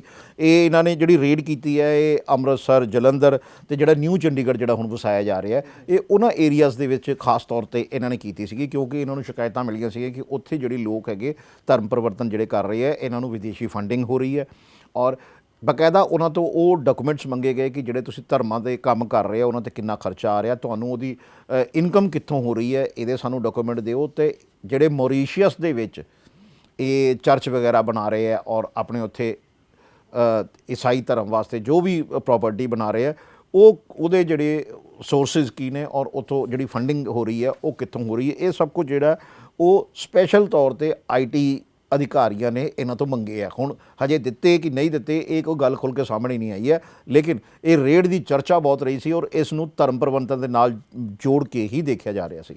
ਦੇਖੋ ਜੀ, ਹੁਣ ਵਿੱਚ ਇੱਦਾਂ ਦੀ ਵੀ ਗੱਲਾਂ ਆਈਆਂ ਕਿ ਇੱਕ ਕੱਪੜਾ ਵਪਾਰੀ ਸੀ ਸੁਖਵਿੰਦਰ ਸਿੰਘ, ਪਗੜੀਧਾਰੀ ਸੀਗਾ, ਤਾਂ ਉਹਨ 2006 'ਚ ਈਸਾਈ ਧਰਮ ਅਪਣਾ ਲਿਆ। ਉਹ ਦੱਸਦਾ ਹੈਗਾ ਕਿ ਮੈਂ ਕਿਸੇ ਬਿਨਾਂ ਲਾਲਚ ਦੇ ਈਸਾਈ ਧਰਮ ਨੂੰ ਅਪਣਾਇਆ ਹੈਗਾ, ਤਾਂ ਮੇਰੇ 2 ਬੱਚੇ ਉਹ ਇੰਗਲੈਂਡ ਰਹਿੰਦੇ ਆ। ਹੁਣ ਲੋਕਾਂ ਦੀ ਸਾਡੇ ਨਾਲ ਬੜੀ ਦਿੱਕਤ ਜਿਹੜੀ ਪ੍ਰਸ਼ਾਸਨ ਨੂੰ ਆ ਰਹੀ ਹੈਗੀ ਆ, ਜਾਂ ਸਾਡੇ ਜਿੰਨੇ ਵੀ ਹੈਗੇ ਆ ਧਰਮ ਦੇ ਜਾਂ ਪੋਲੀਟੀਕਲ, ਸਾਰੇ ਨੂੰ ਪ੍ਰੋਬਲਮ ਇਹ ਆ ਰਹੀ ਹੈ ਕਿ ਸਾਡੇ ਕੋਲ ਹਾਲੇ ਇੱਦਾਂ ਦੇ ਕੋਈ ਸਬੂਤ ਸਾਹਮਣੇ ਨਹੀਂ ਆਏ। ਕਿਸੇ ਨੇ ਖੁੱਲ੍ਹ ਕੇ ਇਹ ਗੱਲ ਨਹੀਂ ਕਹੀ ਕਿ ਮੈਨੂੰ ਇੱਦਾਂ ਕਿਹਾ ਗਿਆ ਸੀ। ਜਿੰਨੇ ਲੋਕ ਵੀ ਤੁਹਾਨੂੰ ਮਿਲਣਗੇ ਉਹ ਇਹੀ ਕਹਿੰਦੇ ਆ ਸਾਨੂੰ ਚੰਗਾ ਲੱਗਿਆ, ਇਸ ਕਰਕੇ ਅਸੀਂ ਜੁਆਇਨ ਕੀਤਾ। ਮੈਂ ਕਹਿੰਦਾ ਤੁਹਾਨੂੰ ਚੰਗਾ ਲੱਗਾ ਤੁਸੀਂ ਜੁਆਇਨ ਕਰੋ, ਕੋਈ ਦਿੱਕਤ ਨਹੀਂ ਹੈ, ਬਟ ਜਦੋਂ ਤੁਸੀਂ ਆਪਣਾ ਇੱਕ ਧਰਮ ਤੋਂ ਦੂਸਰੇ ਧਰਮ ਵਿੱਚ ਜਾਂਦੇ, ਤੁਸੀਂ ਕੁਮਾਰ ਆ, ਸ਼ਰਮਾ ਆ, ਕੁਝ ਵੀ ਹੈਗੇ, ਆਪਣਾ ਨਾਮ ਤਾਂ ਚੇਂਜ ਕਰੋ, ਸਾਨੂੰ ਵੀ ਪਤਾ ਲੱਗੇ ਤੁਸੀਂ ਕੀ ਹੈਗੇ। ਜੇ ਤੁਸੀਂ ਉਸ ਕੌਮ 'ਚ, ਹੁਣ ਇਹਨਾਂ ਦਾ ਜਿਹੜੀ ਬਿਆਨਬਾਜ਼ੀ ਆਉਂਦੀ ਉਹ ਇਹ ਆਉਂਦੀ ਹੈ ਕਿ ਸਾਨੂੰ ਈਸਾਈ ਧਰਮ 'ਚ ਕਿਹਾ ਜਾ ਰਿਹਾ ਕਿ ਤੁਸੀਂ ਆਪਣਾ ਜੇ ਨਾਂ ਰੱਖਣਾ ਚਾਹੁੰਦੇ ਤਾਂ ਰੱਖ ਸਕਦੇ। ਕਿਉਂ ਰੱਖ ਸਕਦੇ ਜੀ? ਤੁਸੀਂ ਆਪਣਾ ਜੇ ਛੱਡ ਹੀ ਦਿੱਤਾ ਪਿਛੋਕੜ, ਤਾਂ ਤੁਸੀਂ ਅੱਗੇ ਤਾਂ ਵਧੋ, ਫਿਰ ਤੁਸੀਂ ਪਿੱਛੇ ਨੂੰ ਕਾਹਤੇ ਜੋੜ ਕੇ ਰੱਖਿਆ? ਮਤਲਬ ਤੁਸੀਂ ਉੱਧਰੋਂ ਵੀ ਬੈਨੀਫਿਟ ਲੈਣਾ ਚਾਹੁੰਦੇ, ਜੇ ਦਿੱਕਤ ਆ ਗਈ ਤਾਂ ਅਸੀਂ ਵਾਪਸ ਆ ਜਾਈਏ, ਨਹੀਂ ਹੋਗੀ ਤਾਂ ਅੱਗੇ ਨੂੰ ਦੇਖ ਲਾਂਗੇ। ਉਹ ਦੋਨੋਂ, ਇੱਕ ਬੰਦਾ 2 ਕਿਸ਼ਤੀਆਂ 'ਚ ਸਵਾਰ ਹੋ ਕੇ ਇਸ ਲਈ ਤੁਰ ਰਿਹਾ ਹੈਗਾ। ਹਾਂ ਬਿਲਕੁਲ, ਦੇਖੋ ਨਾ ਤੁਸੀਂ, ਜਿਹੜੇ ਮੈਂ ਤੁਹਾਨੂੰ ਦੱਸਿਆ ਕਿ ਜਿਹੜੇ ਉਹ ਕਪੂਰਥਲਾ ਦੇ ਵਿੱਚ ਨੇ, ਬਰਜਿੰਦਰ ਸਿੰਘ ਨਾਮ ਹੈ, ਠੀਕ ਹੈ ਜੀ, ਔਰ ਦੂਜੇ ਦਾ ਨਾਮ ਹੈਗਾ ਹਰਪ੍ਰੀਤ ਦਿਓਲ। ਇਹ ਤੁਸੀਂ ਕਿੱਦਾਂ ਤੁਸੀਂ ਆਈਡੀਆ ਲਾ ਸਕਦੇ ਹੋ ਕਿ ਇਹ ਪਾਦਰੀ, ਇਹਦਾ ਪਾਦਰੀ ਸ਼ਬਦ ਹੀ ਬੜਾ ਅਜੀਬ ਲੱਗਦਾ ਹੈ ਕਿ ਜੀ ਇੱਕ ਹਰਪ੍ਰੀਤ ਦਿਓਲ ਹੈ। ਜਦੋਂ ਤੁਸੀਂ ਦਿਓਲ ਸ਼ਬਦ ਤੁਹਾਡੇ ਸਾਹਮਣੇ ਆਉਂਦਾ ਹੈ, ਦਿਓਲ ਸ਼ਬਦ ਜੁੜਦਾ ਹੈ ਕਿਸੇ ਵੀ ਨਾਮ ਦੇ ਨਾਲ, ਤੁਹਾਡੇ ਦਿਮਾਗ ਦੇ ਵਿੱਚ ਉਹ ਜੱਟ ਜਿਹੜੇ ਹੈਗੇ ਆ ਉਹਨਾਂ ਦਾ ਚਿਹਰਾ ਸਾਹਮਣੇ ਆ ਜਾਂਦਾ ਹੈ। ਅਤੇ ਇਸੇ ਤਰ੍ਹਾਂ ਬਰਜਿੰਦਰ ਸਿੰਘ, ਹੁਣ ਉਹ ਇੱਕ ਸਿੱਖ, ਬਰਜਿੰਦਰ ਸਿੰਘ ਜਦੋਂ ਸੁਣਦੇ ਹੋ, ਵਿਜੇਂਦਰ ਸਿੰਘ ਜਿਨ੍ਹਾਂ ਨੂੰ ਕਿਹਾ, ਉਹਨਾਂ ਦਾ ਨਾਮ ਜਦੋਂ ਸਾਹਮਣੇ ਆਉਂਦਾ ਤਾਂ ਇਹ ਇੱਕ ਸਿੱਖ ਚਿਹਰਾ ਜਿਹੜਾ ਉਹ ਸਾਹਮਣੇ ਆਉਂਦਾ ਔਰ ਨਾਲ ਲੱਗਾ ਪਾਦਰੀ। ਇਹ ਬੜਾ ਅਜੀਬ ਜਿਹਾ ਲੱਗਦਾ ਔਰ ਜਿਸ ਨੂੰ ਲੈ ਕੇ ਤਾਂ ਹੀ ਇਹ ਗੱਲਾਂ ਜਿਹੜੀਆਂ ਚਰਚਾ ਦੇ ਵਿੱਚ ਹੈਗੀਆਂ ਕਿ ਇਹ ਲੋਕ ਕੀ ਕਰ ਰਹੇ ਨੇ।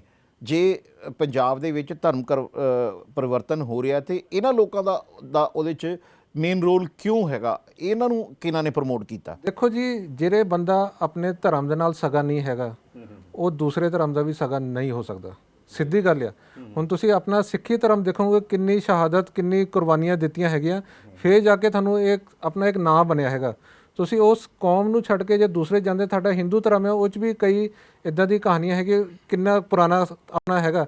ਤੁਸੀਂ ਉਸ ਚੀਜ਼ ਨੂੰ ਛੱਡ ਕੇ ਜਦੋਂ ਦੂਸਰੇ ਧਰਮ ਵਿੱਚ ਜਾ ਰਹੇ, ਮਤਲਬ ਤੁਸੀਂ ਇੱਕ ਪੈਸੇ ਦਾ ਜਿਹੜਾ ਲਾਲਚ ਹੈਗਾ ਉਹ ਤੁਸੀਂ ਗੇਨ ਕਰਨਾ ਚਾਹੁੰਦੇ ਆ, ਤੁਸੀਂ ਇੱਕ ਪਾਵਰਫੁਲ ਪੋਜੀਸ਼ਨ ਤੇ ਰਹਿਣਾ ਚਾਹੁੰਦੇ ਜਿੱਥੇ ਮੈਂ ਲੋਕੀ ਮੇਰੇ ਕੋਲ ਆਉਣ, ਜੀ ਹਜ਼ੂਰੀ ਕਰਨ ਤੁਹਾਡੇ ਨਾਲ, ਕਿਉਂਕਿ ਤੁਹਾਨੂੰ ਆਪਣੀ ਕੌਮ 'ਚ ਉਹ ਜਗ੍ਹਾ ਨਹੀਂ ਮਿਲੀ ਹੈ।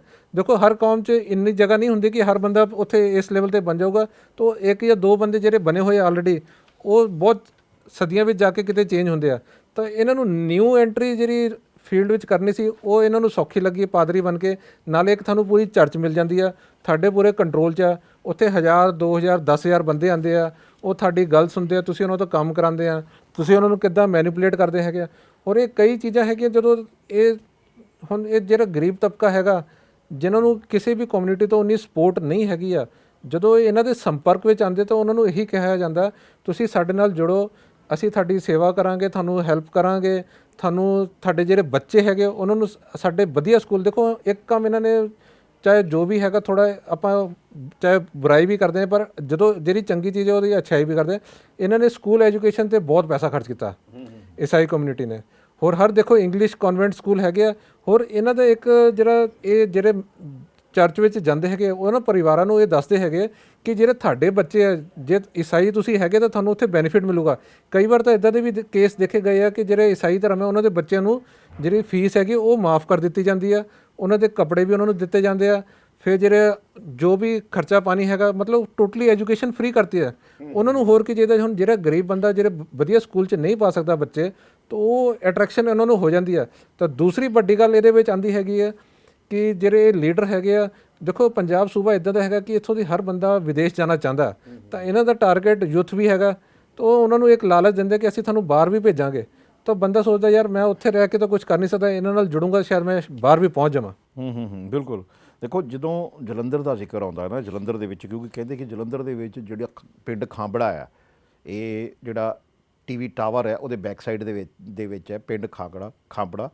ਉੱਥੇ ਅੰਕੁਰ ਨਰੂਲਾ ਨਾਮ ਦੇ ਇੱਕ ਪਾਦਰੀ ਨੇ ਜਿਹੜੇ ਇੱਕ ਚਰਚ ਦੀ ਉਸਾਰੀ ਕਰਵਾ ਰਹੇ। ਉਹ ਚਰਚ ਇੰਨਾ ਵੱਡਾ ਆ, ਇੰਨੀ ਵੱਡੀ ਜ਼ਮੀਨ 'ਤੇ ਇੰਨੀ ਵੱਡੀ ਉਸਾਰੀ ਹੋ ਰਹੀ ਹੈ। ਉਹ ਦਾਅਵਾ ਕੀਤਾ ਜਾ ਰਿਹਾ ਕਿ ਜਦੋਂ ਉਹ ਚਰਚ ਪੂਰਾ ਹੋ ਜਾਏਗਾ ਨਾ ਤੇ ਏਸ਼ੀਆ ਦੇ ਵਿੱਚ ਉਸ ਤੋਂ ਵੱਡਾ ਚਰਚ ਕੋਈ ਨਹੀਂ ਹੋਏਗਾ।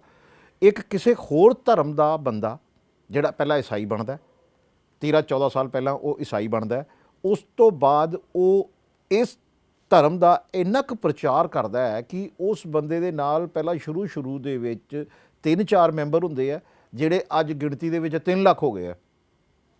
ਕਿੰਨੀ ਉਹਨਾਂ ਨੇ ਕਿਸ ਢੰਗ ਨਾਲ ਉਸ ਧਰਮ ਦਾ ਪ੍ਰਚਾਰ ਕੀਤਾ ਹੋਊਗਾ, ਕਿਸ ਢੰਗ ਨਾਲ ਉਸ ਧਰਮ ਹੋਰ ਧਰਮਾਂ ਦੇ ਲੋਕਾਂ ਨੂੰ ਉਹਦੇ 'ਚ ਕਨਵਰਟ ਕੀਤਾ ਹੋਏਗਾ ਕਿ ਇੱਕਦਮ ਗਿਣਤੀ ਜਿਹੜੀ ਹੈ ਇਹ ਇੱਥੇ ਪਹਿਲਾਂ, ਹਾਲਾਂਕਿ ਇਹ ਪਹਿਲਾ ਕੰਮ ਹੁੰਦਾ ਸੀ ਬਿਲਕੁਲ ਚੁੱਪ-ਚਪੀਤੇ ਦਬੇ ਪਾਉ ਜਿਹਨੂੰ ਆਪਾਂ ਕਹਿ ਸਕਦੇ ਹਾਂ। ਲੇਕਿਨ ਜਦੋਂ ਦਾ ਖਾਂਬੜਾ ਚਰਚ ਦੇ ਬਾਹਰ ਹਰ ਸੰਡੇ ਜਾਂ ਕਿਸੇ ਖਾਸ ਦਿਨ 'ਤੇ ਉੱਥੇ ਜਦੋਂ ਇਕੱਠ ਹੋਣ ਲੱਗ ਪਿਆ, 15 16 20 ਹਜ਼ਾਰ ਲੋਕਾਂ ਦਾ ਇਕੱਠ ਹੋਣ ਲੱਗ ਪਿਆ ਔਰ ਉੱਥੇ ਇਹ ਦਾਅਵਾ ਕੀਤਾ ਜਾਣ ਲੱਗ ਪਿਆ, ਜ਼ਾਹਿਰ ਹੈ ਕਿ ਜੇ ਐਡੇ ਵੱਡੇ ਇਕੱਠ ਦੇ ਵਿੱਚ ਕੋਈ ਇੱਕ ਬੰਦਾ ਉੱਠ ਕੇ ਇਸ ਗੱਲ ਦਾ ਦਾਅਵਾ ਕਰਦਾ ਹੈ ਕਿ ਆਹ ਬੰਦਾ ਜਿਹੜਾ ਹੈਗਾ ਇਹ ਆਪਣੇ ਪੈਰਾਂ 'ਤੇ ਵੀ ਨਹੀਂ ਸੀ ਚੱਲ ਸਕਦਾ।